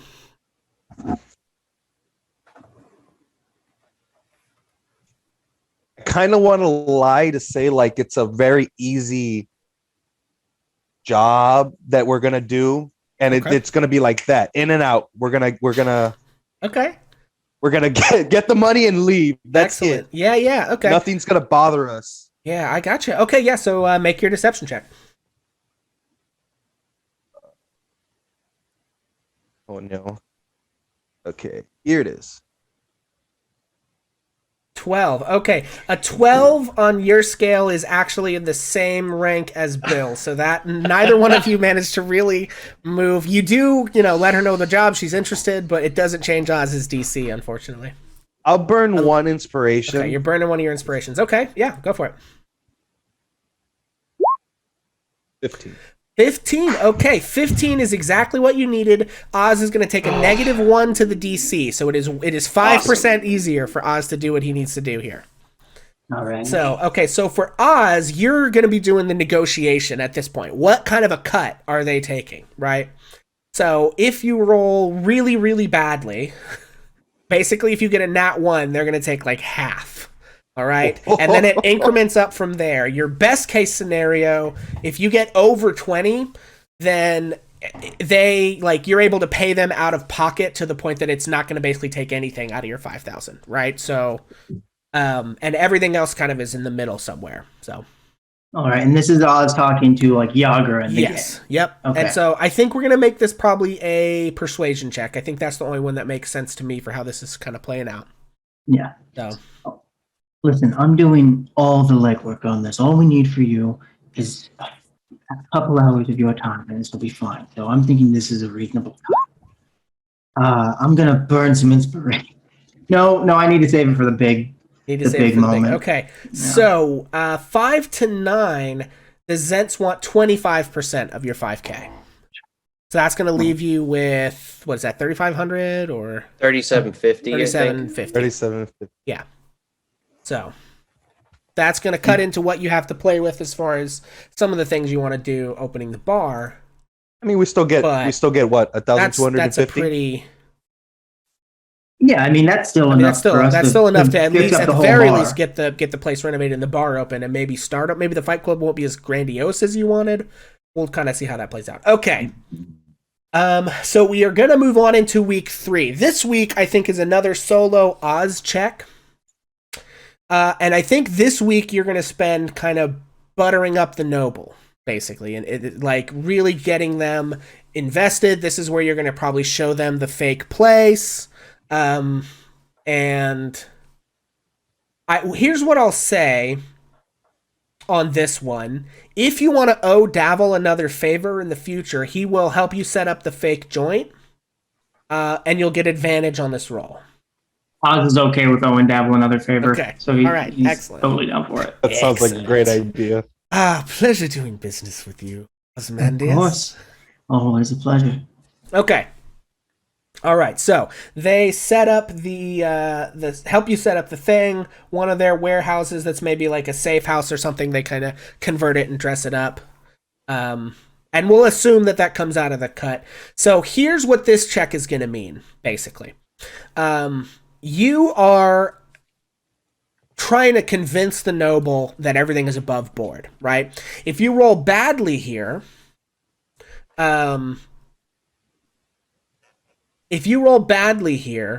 the nobles suspect something is amiss, right? And maybe onto you guys. If you roll well, then they suspect nothing. And if you roll kind of in the middle, then they may be a little suspicious, but you'll have, some amount of time before they're kind of investigating the situation. So I think maybe this is a deception check based on how you've kind of described it to me. All right. Deception coming right up. Here we go. That's a 14. A 14. Okay. Okay, well, I'm not going to tell you what a 14 means. They're not openly suspicious right away, but you're also probably aware that it's not like the perfect con job either. So you're sort of somewhere in the middle here. There's a few more holes than I'd like here. Yeah. Maybe there's like, some gear was accidentally left out or something, or you kind of, they caught you with a question you weren't expecting and you didn't really have the most on your feet answer for it. But again, you're not thinking like they're on to us. It's just like you can tell like there's a little Okay. So we are going to get into week 4. This is another week where Arlo and Bill can help with the rolls if you choose, and you can kind of tell me how you help with the rolls. This week is the actual execution of the ambush, right? So how I want you guys to do this one is to tell me, Arlo and Bill, if you're helping and that you're going to have the same kinds of rolls that can affect his DC as before, right? In this one, it's a little more open. I think you could do everything from saying like, well, for me, it's about the physical fighting. So you could make weapon attack rolls or magic attack rolls. It could be about the performance or the deception, or, you have a little bit more leeway. Just like tell me how you guys think you participate in the ambush itself, how that plays out. And I'll kind of narrate through and then we'll make the rolls. As things go. And I'll tell you what the stakes are for this one. This one is going to determine, depending on how well you pull this off, whether or not the guards are onto you. So if you roll really poorly, then your money is like hot and hard to launder, right? If you roll really well, then you kind of get away none the wiser. Now, again, on this one, Oz and Arlo, your checks are going to influence, Bill and Arlo, your checks are going to influence Oz's final DC of his skill check. So I think maybe I'm going to open the floor for all three of you guys to just kind of like narrate out to me, as far as the plan goes, how you think your character approaches participating in the heist, and then we'll make the rolls and I'll kind of narrate through how the heist actually goes. I think Bill's approach is mostly just going to be make a lot of noise and try to scare them. Okay. Just these being nobles, Bill probably assumes that they're just sort of perfume sniffing, silk swaddled little, shrimps that he can just kind of ooga booga. Excellent. Okay. And Arlo, how do you think you participate in the heist? What's your role in this? How do For Arlo, I will be trying to get the money as quick as possible. So I think more of like dexterity, trying to get the money so no one notices, and start running off with it. Okay. I think that's probably, I'm going to say sleight of hand. Yeah. Okay. And then Oz, walk me through your part of this. What's the most important skill that you're leaning on? Oz's biggest concern, since there were a couple holes in the setup, is that they are on to him that this is a con. So he is 100% trying to sell that he is being robbed, and everything that he has worked for is getting flushed down the drain, and he's hoping that someone will hit him. Yeah. He's hoping that he's going to get hurt in this robbery. That's probably how Bill intimidates people. Okay. All right. Okay, so here's what I maybe like for this is, Oz, do you think that's more of like your mods may be the same, but it's kind of just flavor? Do you think that's more of like a performance or a deception on your part? I think it's performance up until the point that Oz gets hit. Okay. Then he's actually very good. Everyone's got a plan until they get hit. He just cowers. He does Oz's classic maneuver of freaking the fuck out. Yeah, excellent. Okay. So I don't know. I think performance would probably be the better option. I'm gonna make a I like performance. I think Yagra could hit Oz. That's fair. Here's what I think makes sense. Bill, here's the trade-off. If you guys work out in advance that Oz needs to get hit and you really hit him, I will grant Bill advantage on his... You can either make an intimidation check or an attack with your hammer. I'm going to leave it up to you. Oh, how you do that. Or your fists, whatever, you know. I think it would just be a barehanded attack. Okay, barehanded attack. So you can have advantage on your attack. Oz will will get hopefully then a better plus or a better minus to your DC. The exchange for Oz is that like whatever the first session of the week following downtime that we do, you're going to start that session with a level of exhaustion indicating both all the work that you had to put in and like the actual serious hit that you take. Now you don't have to do that, right? If you want to make a flat roll, Bill, and not really hit Oz like hard, he's gonna him. Somehow I knew that was coming. So I'm sorry, it's completely out of character, but Bill does not know how to pull a punch. So yeah, and so I think if we do that, if that's the plan, then Oz, you'll start whatever the next session that we do after downtime, right? When we get back into like the actual game, you're gonna have one level of exhaustion. Does that mean Oz is gonna have exhaustion going up against the serial killer? No, the serial killer technically in time is before all this, right? Okay. So once we finish this, I'm gonna do everyone else's downtime, and then with whatever time's left, we're gonna try and knock out the serial killer. But we may actually not even get to that, so that may be next week's. But anyway, I'm talking once the downtime's over, the next chapter of the adventure is gonna arrive in a rather spectacular fashion. So we're gonna call it whatever the first session of that is. So I know it doesn't really work with the mechanics because technically a long rest removes it, but I like the flavor that like you're kind of recuperating from a broken rib or something, right? Yeah, Oz is beat. Yeah. This one is taking a lot out of him. A month of crazy plotting and lies. Okay, He has hardly been let's drinking. do Arlo first. I like this. Let's do Arlo first. So Arlo, yours was the sleight of hand. So you're going to make a sleight of hand check for me, indicating when the thing goes down, setting the stage. Right? You guys show up for the handoff. Oz, you know, it's one of those like. Come alone. You guys meet at a you kind of want him to meet you at the place where the fake site, right? And that's part of like the thing with the guards, right? This is the site that the Zentarum helped set up. It could trace back to any of you, right? So that's what this role is really about. We're gonna set up you guys meet up. You guys are waiting in the shadows. This he's got the chest full of gold. He probably has a couple of body men with him, like carrying the gold as well, right? But you guys have your whole entourage, like waiting, to spring. And so when the handoff is going down, like the chest comes open and then shit starts going down. Like Bill rushes in screaming, Yagra rushes in screaming. All of your Zent buddies are like drawing knives. No one's killing anybody, but like threatening and, and shit gets a little crazy. And in the chaos, Arlo, make your sleight of hand check. See if you can get away with that dough. What do we got? Ooh, it's 17. Ooh, that's a 17. Okay, excellent. So what a 17 on this check does, Oz is going to have a -1 to his DCs for his skill check. And then we're going to do Bill. So in the rush and the craze of things, I think he looks at Oz and he's like, "Is this a setup?" And then Bill rushes in and just bodies Oz to kind of prove here, just like a gut, just like right to the ribs. So make an either attack roll or intimidation check, whatever I think attack roll, right, is probably with advantage. Bill. Oh my goodness! Hang on 1 second. 24. Okay. 24? Oh, Oz. Okay, so that is going to knock an extra -2 off of all of Oz's DC. So for Oz, you have now -3 to all your DCs. So I think with that level of success, I'm going to take even if you roll a nat 1, you're not going to get the absolute worst outcome because I think your mod is high enough anyway.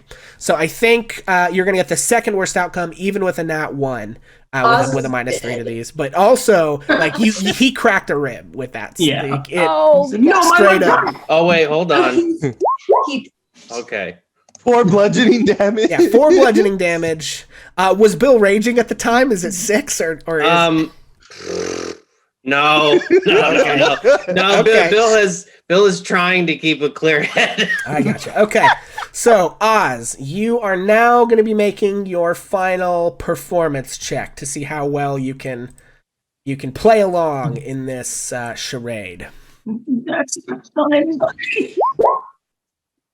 I'm gonna burn my extra inspiration just to see if I can get above a 12. Okay. All right.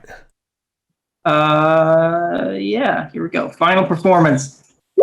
Yeah, nope, No. that's a Okay, so 12. We're taking a So 12. a 12 Wow. is going to be the same As the as 15. a 15. And the 15. 15 So you was get the the second -3. highest possible rate.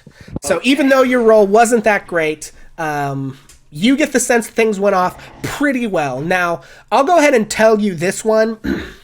You get the sense that, like, the guards are really going to only going to catch on if you guys are especially careless with throwing the money around after the fact.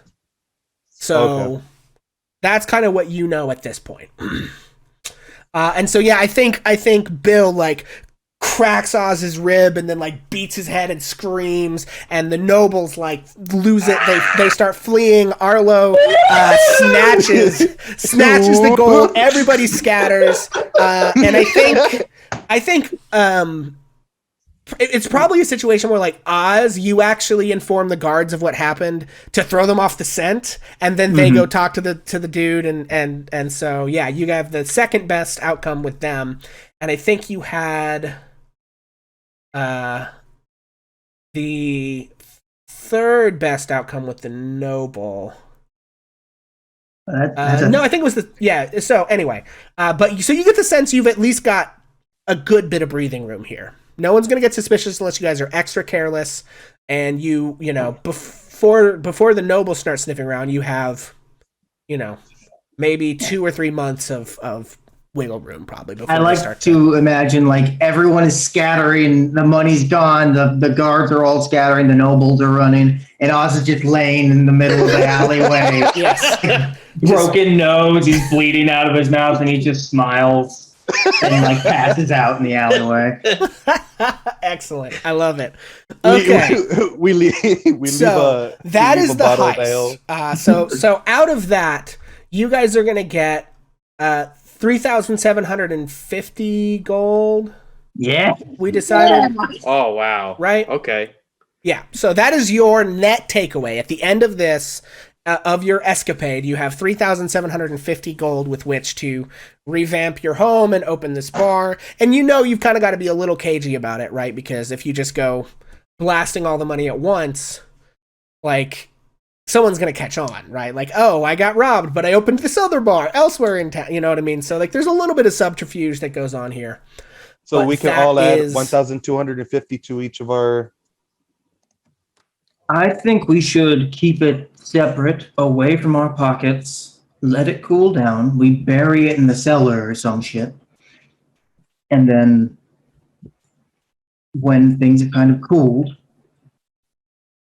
we spend as much as we need to renovate the bar, and then we take what's left, spread it among the three of us. Down for that. I'll shake on it. All right. So Go team! we will get to what you guys do as far as splitting it up and renovating the bar and stuff at the end of downtime. At this point, I want to go back and grab. I've got 3 more weeks of downtime with Beatrice and Redbeard the Grey. So what would you guys like to do with your downtime? I think we were predominantly looking to save the mentor. Yeah, I'm gonna be doing anything I can to kind of like skulk around the edges of the Xanathars Guild, Mm-hmm. to see if I can get any inkling of where this guy might have gone. I might also try to find some way to squeeze the in-laws a little bit if anything comes to me or presents itself as an opportunity. I guess I'm gonna kind of be like, it'll be like my back burner thing. Like if I find out that they're on another party here, I find out like if I just think I'm gonna have a good opportunity within the context of whatever their like daily and weekly actions are, to sort of, I don't know, just squeeze one of them a little bit. Okay. Or some information about what the hell they're doing with their daughter's husband. Yeah. Yes. Okay. All right. So Beatrice is. yeah. Go ahead. And I'm also gonna seek insight from Beatrice as to how any of this might be accomplished. That's a bad call. Beatrice is hot-headed, and when she hears that they've been lying about the whole, like, oh no, where he is? Maybe he's in the dock with this family, and she like I guess probably didn't even have an opportunity to go check that before Gray was like, "Oh, that's a lie." She's probably gonna like march up to their house, like, "Hey guys." Nice. Okay, and Crotchety has granted inspiration to Beatrice. We may have to put in a rule of like people in the game can't grant each other. Hey, but come on, one time. One time is fine. If you have anyone watching at home, they can, I guess. Okay. So I think we'll do Beatrice's first, and I think that's maybe going to be an intimidation check from the sounds of it. Oh, it's definitely going to be. Yeah. So give me an intimidation check to see what you can get. I still can't get the character sheets to pull up, so Okay. I have to look at my stats real quick Yeah, here. that's fine. Roll20 is having some issues. Some people can get in, some people can't. It's a bit of a mess Yeah, tonight. For So us. it's I can't. I have a I don't think I plus can 2 either, to that actually. roll. But okay, you've got a +2 to that roll. Okay, let it rip. Alrighty. Hold on, let me. You can do /R 1d20 plus sign 2, and it'll just do all the math for you if you want. Oh wait. 1d20. Yeah. Wait. So it would look like,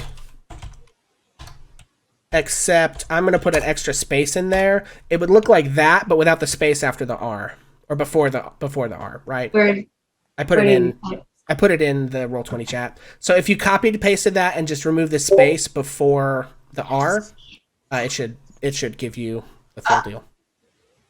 That makes sense. Hello? Okay, maybe It it like won't give it to you. rolled without my permission. Weird. Roll20, or you can if you just want to roll regular dice, that's fine too. I trust you guys. I don't have any, Just tell folks at home what you rolled. We actually kind of have been bad about this session, even though we just talked about it. Okay, I did it like that. There's like a bar here that I can add +2 to. Hold on. Oh, okay. He's got a Pretty 20. Okay. That's a 20. Yeah. So. Okay, so how this goes, right? Yeah. She's gonna be like, the bees are really intuitive creatures, and they really tend to like their masters. And these bees technically don't even belong to me; they belong to Beppis. So I really hope you don't have them somewhere in your house, because they get real angry when they're not near their master. Excellent. Okay.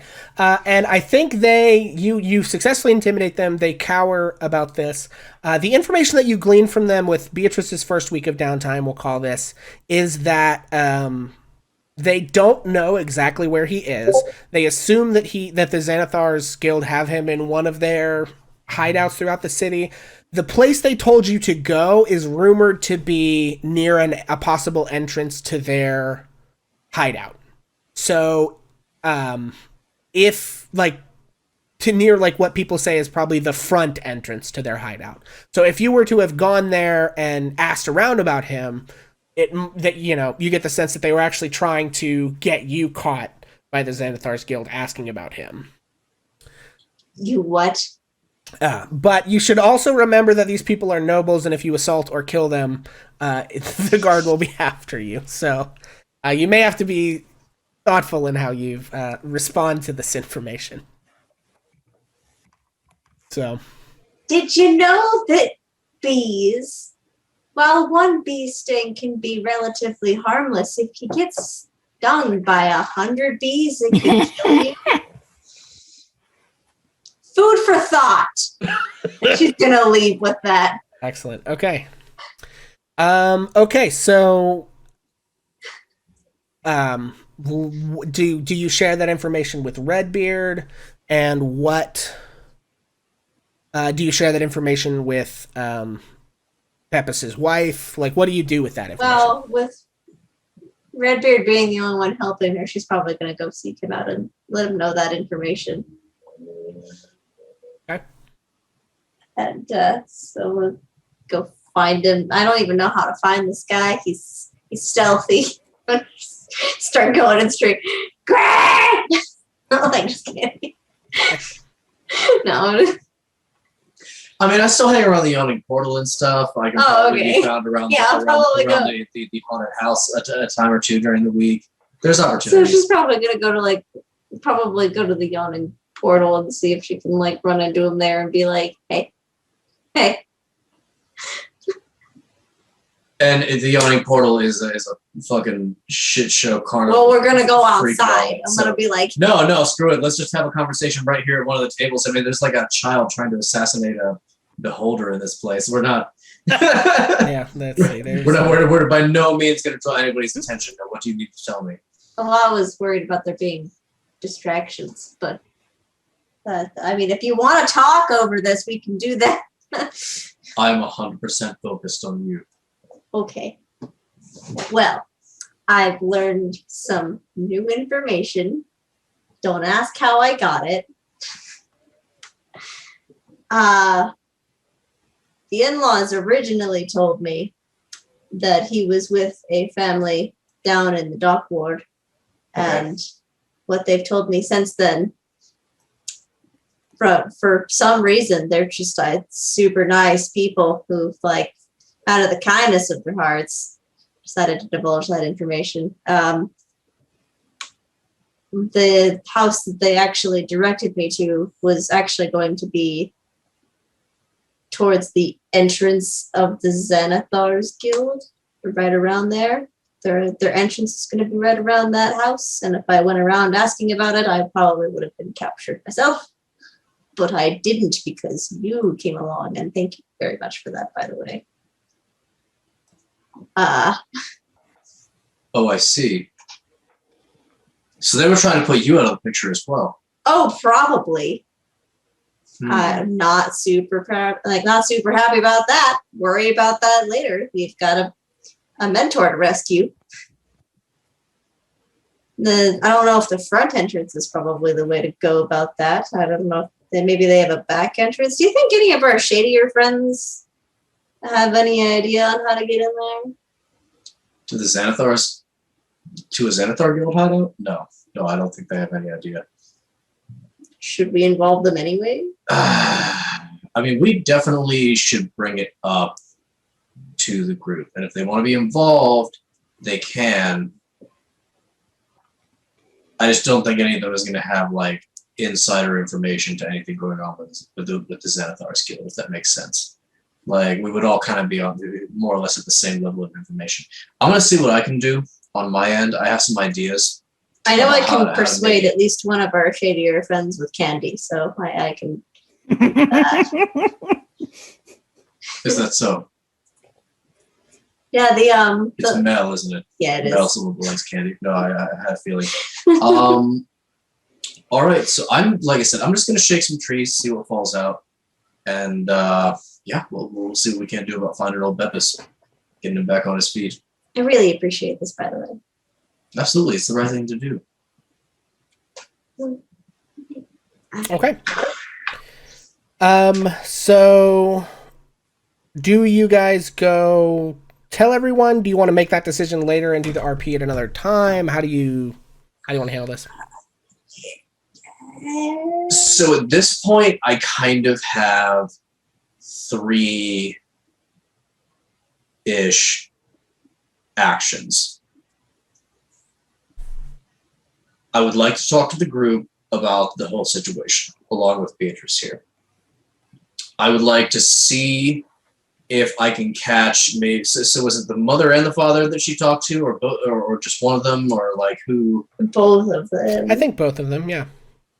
If there's a moment when I can like catch the father somewhere, and so the other 2 actions basically involve kind of like disguising myself as a member of the Xanathars Guild and kind of like skirting, like just not trying to get myself in too deep, but just like kind of trying to like poke at things a little bit. So while I'm doing that, I want to see if I can case this place that she thinks is a hideout for these people, or like if we have any information about where we think he might be. I kind of want to like nose around that a little bit without getting like too deep into the thick of things. The other thing I want to do is I want to maybe try to catch like the father at a moment when he's alone and pretend to be an agent of the Xanathars Guild and be like, why haven't you paid us our ransom money yet? Like throw him on the floor kind of thing, you know, just show up and kind of, I don't know, fuck with this guy a little bit. I don't know if it's going to accomplish anything, but I would like to It'd do be it. funny. Okay. I would like to call out number 68 in the bottom right-hand corner has a fucking gun. Oh god. There you go. I told you. 8 bottom right hand corner. Yeah, by no means the most interesting thing. Oh yeah, Not by a long shot. Yeah, which means that guns exist in this game. they do actually. Yes. Ozymandias is Canon. getting a gun. Oh no! About that, we'll see about that. Okay. Oh my all right. god. So what's the first part of this that you guys want to He do? has a gun. So of the things you mentioned, Red, what's the first one that we need to tackle? Okay, so I think the first thing I'll tackle is shaking down the little fat rich man Okay. for information he probably doesn't have. Okay. So you have been to this man's house in disguise. Do you disguise yourself differently? What's your approach here? Like my goal, basically, it doesn't even have to be like at his actual house. My goal is to catch him somewhere when he is like completely alone. Like if he squeaks too loud, nobody's gonna hear him, kind of thing. And I want to try to be disguised. At least I'm gonna try to pass myself off as a member of the Xanathar's Guild. Okay. For this encounter, I'll probably mask myself up Okay. in some fashion. Okay. I think we will start with an investigation check to see if you can find a time in this guy's schedule that would allow this encounter. All right, And I'm going to call this a DC 13. a DC 13 it is. Investigation, you say? Yes. Okay, I'm not bad at this.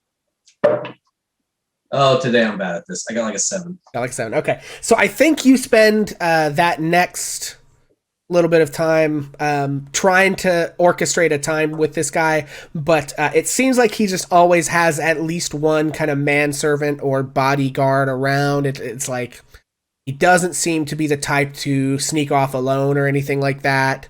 Okay. Even in his house, Plan they B. have, I mean, he's a noble, right? So even in his house, they have like a retinue of guards and things like that. Plan B. Okay. Late at night, I sneak into his bedroom, drug his wife so she stays asleep, and then do what the thing I said I was going to do. Okay, sure. First, I guess make a stealth check. Sure. And people say I'm the bad guy. We've got a dirty 20 for the Dirty stealth 20. check. Okay.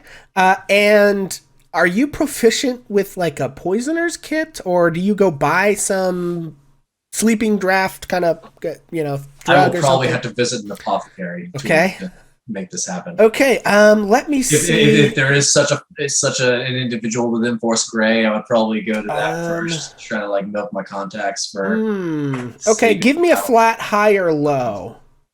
Let's say high. Okay. And then, does anybody know where in the DMG poisons are? Ah, there they are. I found them. Never mind. Okay. Did you say high? Yeah. Okay, we're gonna roll that D100. 23. Okay, so there's not one of sufficient skill in Force Grey, or if there is one, they are currently otherwise occupied. Now, let's see.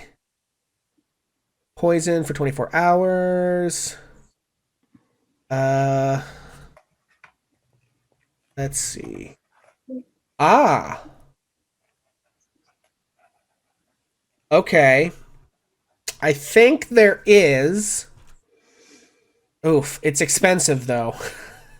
The poison that will do this is actually drow poison. They're well known for it. They tip their hand crossbow darts with it all the time. But it is 200 gold per dose. 200 If gold. there was an apothecary with Force Grey, I was going to have them give you a discount on that, but seems like Well, that's for poisons in 24 5th edition are hours. pretty expensive things. Could I try to steal Damn. some? Torpor. What's that? Wow. Or maybe ask our good Just friend like if one he knows how dose, to make it. And where the criminals? How long does a dose last? Is that For real. And A we're the dose criminals? of the What? drow poison. I'll just put it in chat. You only need it to Everybody. last like 8 hours. Would You don't need it for a full I mean, not 24. Skull. Would Arlo know? They don't sell it. The poison is Don't- typically only made by the drow, only in a place far removed from sunlight. A creature subjected to the poison must succeed a DC 13 con save or be poisoned for 1 hour. If they fail by 5 or more, they are also unconscious. I think in this case, we would just say that if you're successful in dosing them, they'll be unconscious. We're not going to worry about that. But it has to be made, and Arlo, you would know this as, and we actually haven't talked about what your relationship is to the drow, but you would know of this poison, and you would know that it's typically made with like rare mushrooms and fungus and stuff from the Underdark. And so it's pretty rare on the surface, and they don't tend to sell it a lot, which is why it's pricey.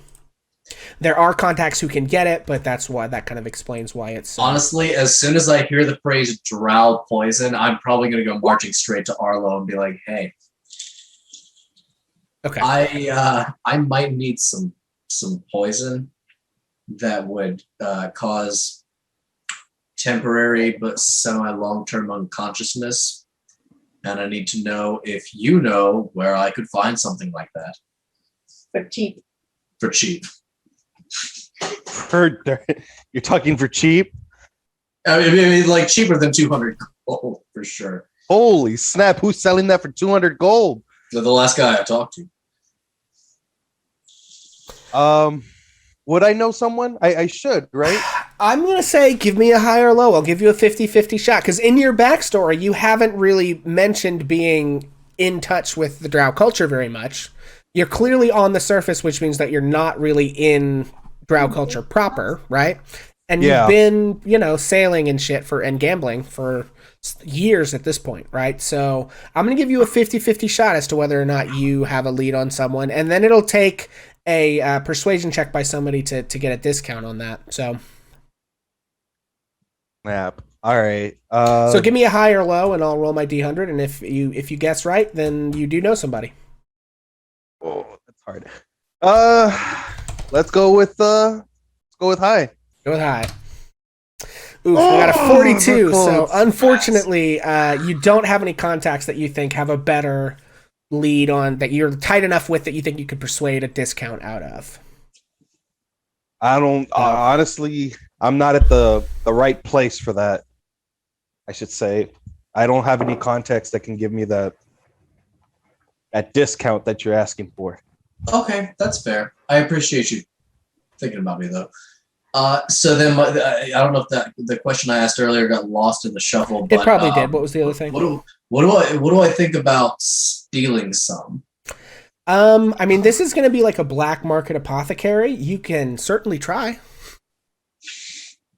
But if you fail, you will have some criminal organization, out for blood.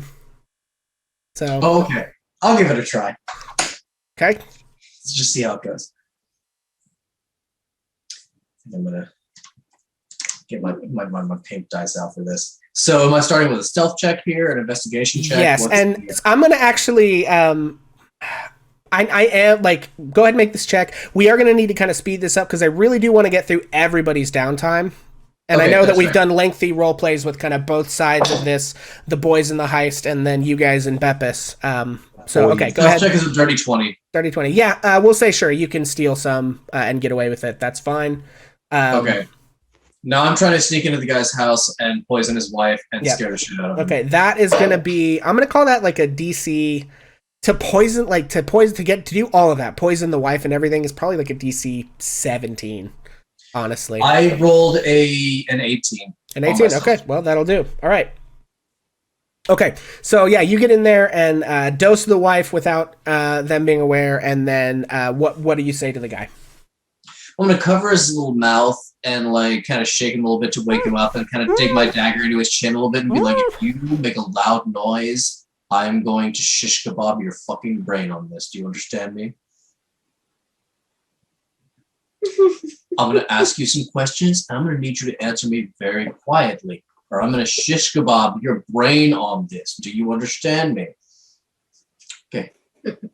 Why haven't you paid our fucking ransom money yet? I told you, I don't care if he lives or dies. Do you think this is a game? I don't care if he lives or dies. You can already sneak into my house. If you want the money, just fucking take it. You can find it. That's not how this works. You kill a noble, it's blood on your head. You know that, right? That's not how this works. Here's the thing. What if we decide your daughter there is like a loose end or something? And decide to take care of her as well. Do you really think this is about the Honeymaker? We know he doesn't have the money. What we're interested in is money, and you have it. And if he's not worth it, then I'm sure you have something that is. Make a deception check, and then depending on how well that goes, you'll make an intimidation check. All right. Yeah. Deception check is a 12. Okay. I guess I should make an insight check for this guy. Okay, stand by. One moment, please. I would say he probably has disadvantage. He did just wake up. You don't know this guy's life. Knife to his throat. He may get 3 threats like this a week.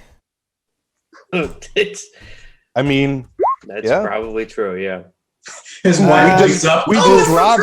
Poison again. He's got a 13.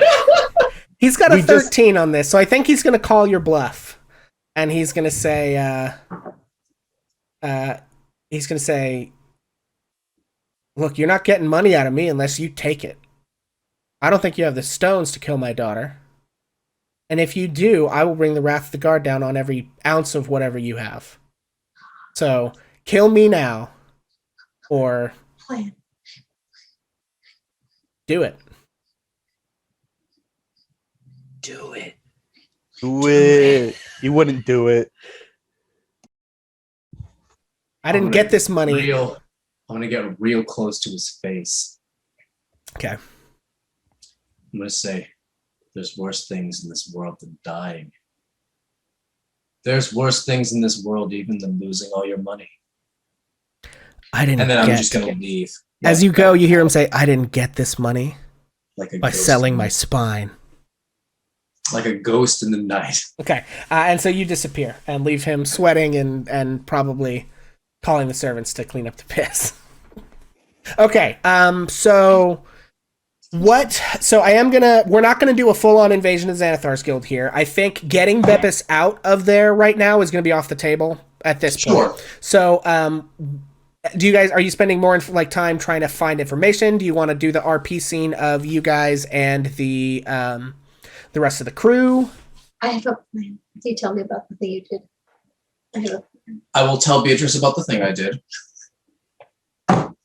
I will suggest talking to the rest of the crew as soon as possible, and I will spend the remainder of my downtime casing the Xanathar's Guild and trying to figure out where Beppis is so we can extract him. Okay. I have a plan. It involves the wife and maybe some goat's blood or something. What? We make her disappear, right? And just spew blood around the house. You threatened a daughter, right? Maybe make it look like in her house that she was murdered. Are you And talking then- about hold up.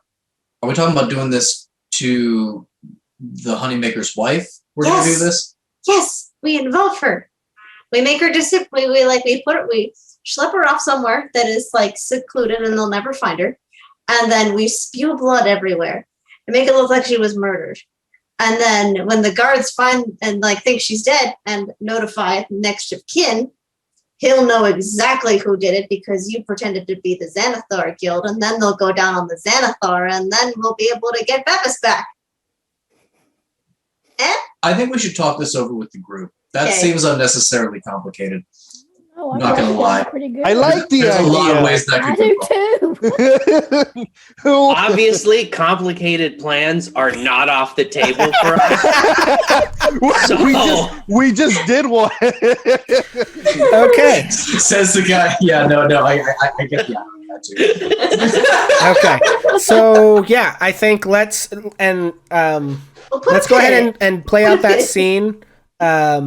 And let's, I don't know. I don't want to like stifle anyone's flair, but let's try and kind of keep it to relatively brief. If you guys want to brainstorm a plan real quick. Well, we'll just hand wave we gather the group and tell them, hey, thing happened. Yeah.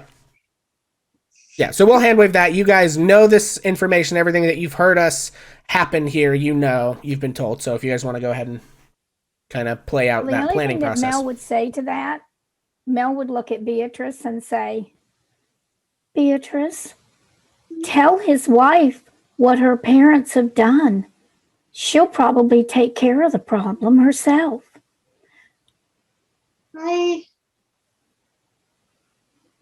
How? How would she? She'll go to her parents and say, pay the money. Wouldn't you? That's a good point. I think they have the money. We don't got to go extract anybody from anywhere. We just strong arm the parent. We can find the right twist. Tell his wife her parents won't pay the ransom and sick her on her own parents. I think that might work. And then we jump them and take the ransom money. Oh, that's a great idea. I'm in. Oh, Bill, you piece of shit. Mel, that is really not a bad idea. It's basically not. I don't think it's a bad idea. We're expecting the Xanathars. So I'll go ahead and tell the group. I visited Old Man. Beatrice, what is that? What is Beppis' family name? I know it's not Honeymaker. I don't know. So she doesn't know. Sorry. You're the Adenos. You've hit one of those under construction signs. No relation. The wife's maiden name, so I don't know the in-laws' maiden name. The Royal Adenos. Anyway, Beppis' father-in-law. I visited him in the night, and I gave him some vaguely ominous threats of things worse than death or losing all his money. So, and I hinted at maybe doing something about his daughter, but I think instead, if she were to confront him about the situation, that would be worse than losing her altogether. Get Daddy's little girl to tell Daddy. What do you mean? Wait a minute. Yeah, he has to look her in the eye. So you broke into someone's house. Sorry? So you broke into someone's house. I break into all kinds of places, and that's not even the point. The point is, we've set the stage for something negative to happen regarding this dude's daughter. I think Mel's idea is great. We should definitely tell the Honeymaker's wife and see if she will just go to her parents and demand that they pay that ransom money. We're assuming that the Xanathars will honor the ransom. At this point, how do we know that Honeymaker's not already dead? That's not a part of our problem, Oz. I think Honeymaker being dead is a big part of the problem. I'm going to use Awakened Mind to Oz and be like, maybe we could take the ransom money for ourselves. Oz thinks back. He's like, Beatrice has been okay to us. I don't think it would be right to do that. We've got a big pile of cash under our feet right now. I think we're okay for the moment. Bill notices Arlo and Oz just sort of like... Oz is staring very intensely at a wall. Just kind of nodding and squinting at each other. Okay. Well, I'm going to use Awakened Mind on Bill and be like, mind your business. Stop doing that! Gray is gonna say, my dealings, I guess you could say, with the Xanathars Guild are fairly limited, but I am inclined to believe that if they say they're holding a person hostage and are charging somebody ransom, they intend to get paid and they intend to deliver the ransomed captive upon payment. This is not a thing they've never done before. And Bill hates the Xanathars Guild. I got some contacts that you might not want to talk to, but I can be your go-between. We can find out if he's still alive and maybe even rescue him on the back end if this goes south. I'm gonna I'm gonna go ahead and use Awaken Mind on Bill, and I'm gonna be like, "You're not talking about Yargrath, right? Are you?" Bill is going to shout verbally, audibly, "Of course I'm talking about Yaga." Jockers in the Xanathars too? What? No. They're not. No, they're not. They're at war. I No, wouldn't Yaga is associate with with any the- of those weirdos. Yaga is with the Zentara. Oh. I can't keep any of this straight. Listen, Well, I mean, I'm willing to help. I don't want to go pressing your luck with this Antarum unnecessarily, you know. Like I said, as a backup. If I'm still in town, then I'm here to help.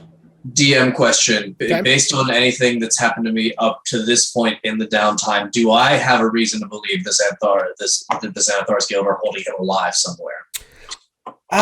Yeah, I don't think you have any idea one way or the other, right? The No only clue one way or another. Yeah, Okay. I think the only information you currently have is the document that you found indicating the initial ransom, and they are, however old it was that he was initially taken, at least a month and a half or more ago, right at this point. So, yeah, I don't think you know. I mean, Bill's Okay. willing to spend a week of downtime to investigate that Okay. if we want more info. Yeah. So, I'm a little fuzzy. I think I'm going to say we have one more week of downtime for Beatrice and Red between all the stuff that you guys have kind of done. I feel like I've used a lot of Red downtime, but not as much Beatrice, actually. So, Red, you've got one more week of downtime, and then we're going to go on to Beatrice. And you said you want to spend it investigating to find out what you can about Xanathars. Any particular thing you're trying to find out at this point? Entrance to their lair? Do they have him? Like, just, kind of, if you name a specific... Yeah, I mean, thing. whether or not they have him alive, and if so, where are they keeping him? Also, I would like to be present for the Beatrice telling Mommy Dear, because I think she needs to hear it from Beatrice, the wife does, about the whole situation, but I would like to be a fly on that wall. I would like to hand wave that conversation, but so go ahead and let's make that investigation check when it comes to what you can find out about the Xanathars, and I'm going to focus in on whether or not he's alive. So go ahead and make that check for me. That's going to be a natural 1. Oof. Okay, so I think with a nat 1, you just can't seem to make any inroads. They're a very insular bunch, and they're very paranoid now that they're at war with the Zentarum, and it is just tough to find any information. And then as far as the conversation with Beppus's wife goes, I think just tell me like what you guys tell her and what you want her to do, and I may resolve that at another time. But yeah. And then Beatrice, you're gonna have we've really only spent 1 week of your downtime last time. I don't know that your whole week would be spent on that intimidation check, so I don't know if you're just helping Red, maybe that's granting advantage to something, but I don't really know. Well, she's not terribly good at like the stealthy Mhm. things.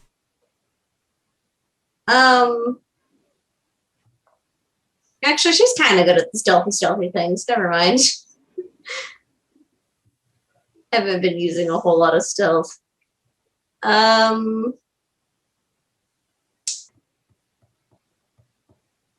I've been playing her as like a hot-headed ditzy kind of gal. Okay. If you need some time to think it over, I can do Mel's downtime. Well, I should probably like stress cooking mead maybe, or stress Okay. baking candy or something. Okay. So I think I'm gonna maybe boil that down to work then. Okay. And let me see. I'm stressed. I'm Okay, gonna so try to make candy. yeah. Okay. So I'm gonna boil that down to work. So we'll just say you've got 3 weeks left. If you want to give me 3, I'm gonna say intelligence checks.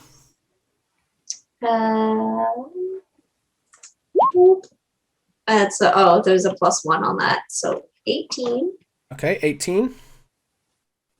I'm going to have Right. some math to do. Hold on. Oh, there we go. And I can roll 2 of these at once. Yeah, sure, that's fine. So 18. Okay. Oh. One of those was a 15 and one of those was a 4. So it's a 16 and a 5. I guess I should have. Yeah, it was a 16 Okay. and a 5. A 16 and a 5. Okay, so for the 18 and the 16, that is going to be 14 gold each of those weeks. And then for the 5, that is going to be 14 silver for that week. So, Hold on. So 28 gold and 14 silver. 28 gold and fortunes. Okay. I'm gonna write that down because I can't add it to my character sheet for some reason. Okay. And then so final thing, what do you guys want so you tell Beppis's wife, and are you asking her to fake her death? Are you asking her to fake her ransom, or are you asking her to confront her parents and see if they can get them to pay the ransom? Okay. I think Redbeard's recommendation is just going to be to tell her what happened on the assumption that she is probably going to go ahead and confront her parents on her own at that point. Like, I don't think we need to tell her to do anything. We just tell her, hey, your parents could have bought him back this whole time and they just haven't. Okay. Excellent. All right, so we'll pick up the resolution of that probably next time. I would like to go ahead and do Mel's downtime now. Mel, so you spent some time shopping, so we're on your second week of downtime. You've got 3 weeks left. How would you like to spend those? Well, Mel having no idea that anybody has any way of making any money at all. She just feels like she needs to work as much as possible, and she spends her downtime in her tower room. So she would be going to the Yawning Portal and asking Bonnie to give her, and because she never wants to talk to Durnan, to give her as many work hours as possible, and that would be Mel's focus, is working for 3 weeks. Okay.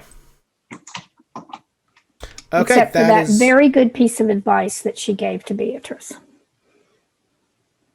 Okay, so, all right, so go ahead and make those. I think these are going to be either athletics or acrobatics checks based on, waiting tables and busing and all that stuff. So however you feel like you're better at, or what. You said acrobatics or what? Or athletics. In terms of it's going to be acrobatics. Okay, so you'll make 3 checks with those and let me know what they are, and then there's one scene that we need to kind of play out in that. Okay, I can't access my character sheet. Okay, okay. Mel Mel probably has a +2 in dexterity. I have a hard copy. Yeah, you can just roll then. That's fine. Yeah. Okay, so 1 week I got 8. Okay. That's going to be 14 silver. 1 week I got 5. That's going to be 14 silver. And 1 week I got 11. That, I have to do some math. That's going to be 7 gold. Okay. And I think during the first week, as you're working, you see Bonnie come out from the back, and she looks somewhat distraught. Oh, Bonnie, you look sad today. What's wrong? Well, now, Mel, I just got done talking to Durnan, and I was trying to see if he'd let you cover some of my shifts to sort of. Oh, so I could go on take some time. I've got some things I've got to deal with, and sure, Bonnie. He just I'll said, be glad to. Well, he said he doesn't think you're quite ready for it yet. Oh, Bonnie, I've been working so hard. I know. He won't let you? He just doesn't think you're up to it yet. Well, Bonnie, I'm gonna think about it. Maybe there's something I can do. Well, I Maybe sure I'll hope talk so. to Durnan. Maybe I'll do something, Bonnie. I'll do my best. Bonnie, I'll talk to you tomorrow. All right now. Okay, so that handles Mel's downtime. Bill and Arlo each have 2 weeks left of downtime. How are you guys planning to spend those? The first week of Bill's downtime, I believe he wants to secure the permits for the tavern. Okay. And then I guess it's the third week of his downtime that's unused. He's going to leverage his contacts in the Zentarum to gain information about Bepis Honeymaker's whereabouts. Okay. Yeah, I'm not going to have any rolls on that. I think after the successful job with Yagra in the third week, like things seem like they're shaping up to go well, and we know that they go well later. So I think she does you a solid. She tells you 2 pieces of information. One, she tells you that... hang on. She tells you that she has recently learned about a back door to the Zentarum, or to the Xanathar's Guild, from a drunken blabbermouth with ties to the Xanathar Guild. And that she says she can lead you guys there if you ever need to go. It's a secret staircase in the sewers under the castle ward. Trust me, she says. It's safer than the route through Undermountain and Skullport, which is kind of the front door.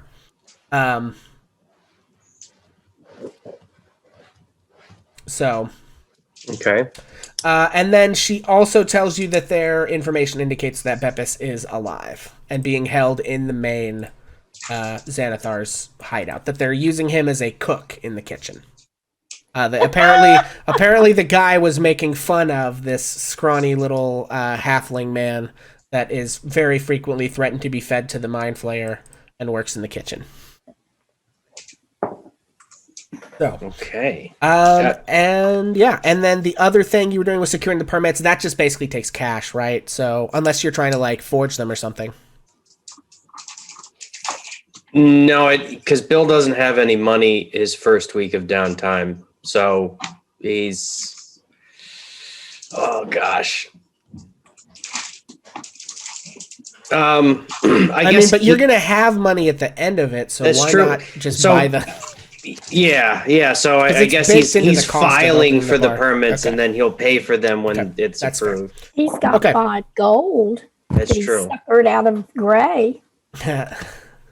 And Arlo, what are you doing with your extra 2 weeks of downtime?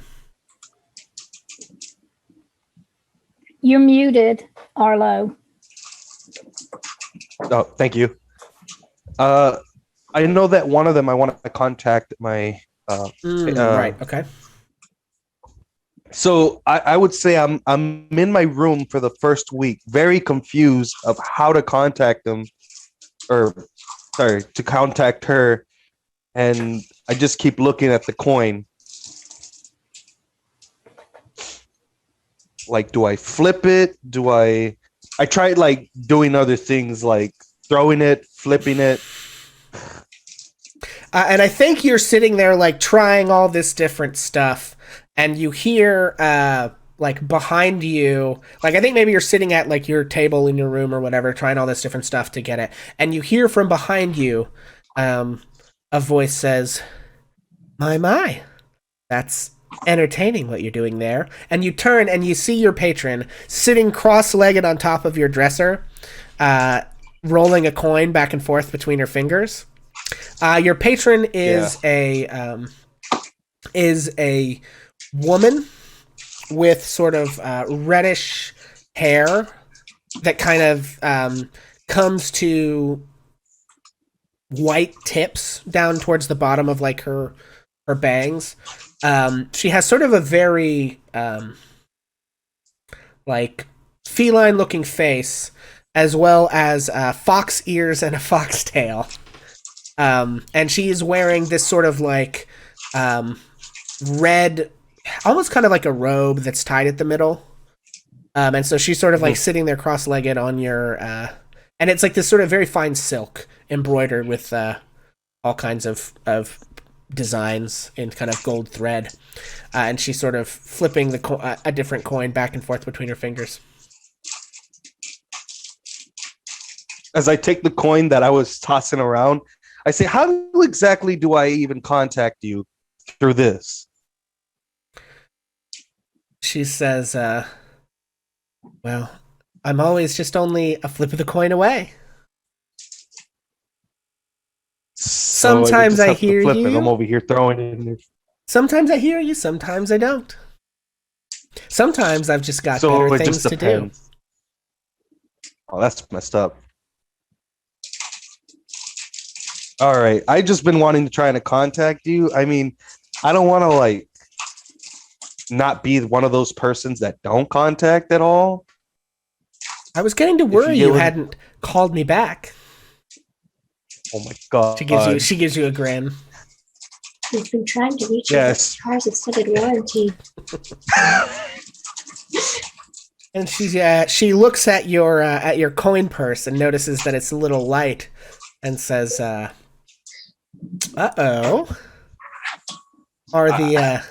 Is the luck not turning your way?" We got a big heist going on, I should say. Ooh, risky. So do you have any jobs for me, or how does this work? Still all new to this. Sure. Well, I'll contact you when I need something. In the meantime, take a few chances. You only live once, and then she sort of like vanishes in a puff of like fire. She YOLO'd. Oh my YOLO'd out. Okay, so and then what would you like to do with your third week of downtime? For the third week, I was planning on talking to Oz. So I basically at the yawning portal, as I call Oz, or like I set up this meeting with Oz. So I'm there playing cards as I set up the meeting with Oz. I was waiting for him the whole time. I don't know. Okay. Yeah, so you set up a meeting to meet him at the yawning portal. Oz, you approach and you see Arlo is sitting at a table with his cards out. Can I help you? Is this right after the heist, or is this like? This is week it's the third 3, week. so you're kind of in the Okay, middle so this of... is. Listen, I'm a little bit busy right now, and Oz's hands are shaking. You notice, since this is mid heist, he's very shaky as he sits down, and he's sweaty a little bit. He looks kind of ill, honestly. He smells a little bit like mom's spaghetti. Yeah, and anyone who is familiar with this would recognize it as alcohol withdrawal. Yeah. I said, you look very pale.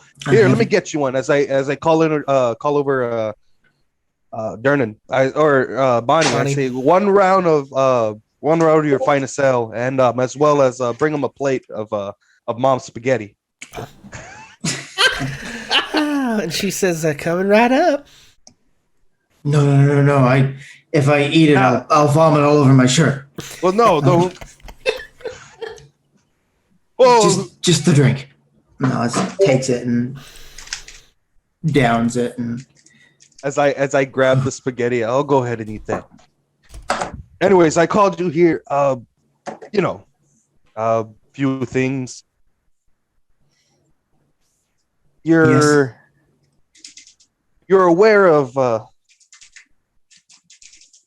what I do, right? I gamble a lot, right? I'm definitely aware of that. We have a whole business venture built on this. And as well as your drinking. As I kind of like say it quietly under my breath, or like a little bit to hear him, but like a little bit quieter. And only one of us can quit it. Yes, you can quit gambling anytime. I don't mean about me, buddy. Is this an intervention? It's only me. I worry about your health. This is not a good time. Arlo, I am very busy. I mean, look at you, man. You need to eat. I need a drink, and then when all of this is done, I'll have a lot of drinks, and I'll get some sleep, and then it'll be done. Everything will be taken care of. It's not all about always drinking. Listen, I don't like being like this either, but that's just who Ozymandias Buckshank is. All right? I don't know what to tell you. This is who I am right now, and it's not fun, but I don't have time for this, Arlo. I don't have time. And Oz kind of kicks up his chair. Thanks for the drink, and books it for the door. Okay, and there is one last scene I'd like to do as we are coming up on the end of the session here, folks. So I think at some time after, and we'll go back next session. We'll start next session with grabbing the serial killer subplot. We'll tie that up.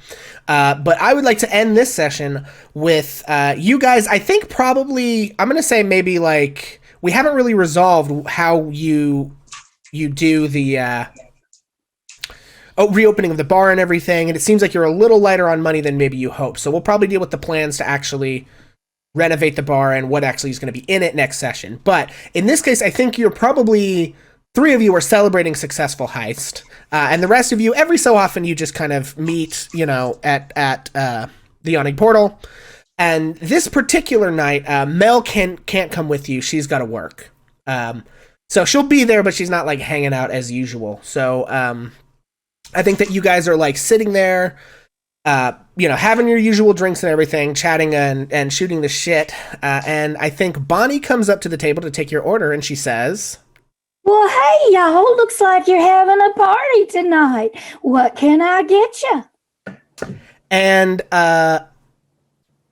Oz, you look over to the door as you're about to order your usual drink, and Ozymandias Buckshank walks through the door. Oh, shit. And that is where we're going to end our session today, folks. Thank you all so much for hopping in and watching. For those of you who are in here for the mind melt, we're going to pick up next week with that scene, and then we're going to jump into taking care of the subplot. So, yeah. I'm just going to say this. If Bill sees another Bill, everyone needs to run. Excellent. So, thank you guys for hanging out. Thanks to everybody who sent bits and everything this week. As usual, we're going to end it with everybody just kind of reintroducing themselves, letting you know where you can find us, what we are into. So if you would take it away. Actually, I'll go first. My name is Pixel. I am currently sort of the resident GM here at Ages of Ainor, although we are looking for ways to expand the channel. Hopefully we'll be able to bring you some more things in the future. I also stream most days of the week when I can manage to pull it off over at Hammer and Pixel on Facebook. If you want to check that out, you can check it out there. And then Ages of Ainor, you can also find us on Facebook, Twitter, YouTube. These episodes go up in podcast form on Wednesdays after the show, and in video form on Sundays after the show. And Jacob, if you would please. Hi, I'm Jacob, and I play Ozymandias Buckshank. Do you? Do I? He has twins. The Bard, and I don't have anything to plug. This has been a ton of fun. I'm so excited to see what happens next week. And Redbeard. Hello, my name is Redbeard the Pink. I am on various forms of social media. The 2 biggest ones are TikTok and Facebook. After this stream is over, I'm about to cook dinner, and I might stream that on Facebook. Who knows? But that's my spiel. I play Redbeard the Gray. I'm the rogue. Next guy, take it. Okay, and Trish, please. Hi, I'm Trish, and up until now, I've been playing Mel, a middle-aged female human sorcerer who gets to live in the tower room. Yeah, excellent. And Bill. Hey, y'all. Beast, I play Bill. But maybe not the Bill that you're used to anymore. But we'll see how that goes. And thank you so much for watching. Excellent. Skull. I definitely want to say there's going to be another crew with Arlo, Bill, and Oz. But hey, guys, I'm Skull. I do play the Dark Elf Warlock. I do stream on Facebook whenever I get the chance, but college has been killing me. But other than that, that's about it. Excellent. And Haley. Hi, I'm Haley Comet. I play the beekeeper slash ranger. I am absolutely miffed. I have a TikTok. Tune in next time for some more fuckery. Yeah, we've been keeping some secrets from y'all. Okay, so we are gonna go ahead and end it there. We are gonna, I think, go ahead and this week raid my buddy Vincent Page. Most of you probably are streaming him on the other side anyway, but he hasn't been on when I've been on in a while. He's finally back streaming again after some internet trouble, so we're gonna go show him some love back over there. I just have my final thing to say, which is, as usual, thank you all for hanging out with us for this very silly thing that we do on Friday nights. It honestly means more than we can possibly say that folks are interested in our shenanigans. And then, as always, you can find us on Twitter and Facebook, as well as in our Discord if you're interested in becoming a part of our little circle of folks who play D&D and tabletop role-playing games. And then finally, you guys are awesome, and you should know that about yourselves. So we are going to go ahead and hop over, play the outro song, and then we will hop over and raid Vincent Page. Thank you, everybody. Bye. Bye. Later. I'm going the wrong way. Bye-bye. Let me tell a tale of a world where heroes walk among us, fighting through the darkness, left by monsters and by selfish men. A tale of glory rent asunder, sacrifice and battles lost. Our heroes know not what awaits them, and still they carry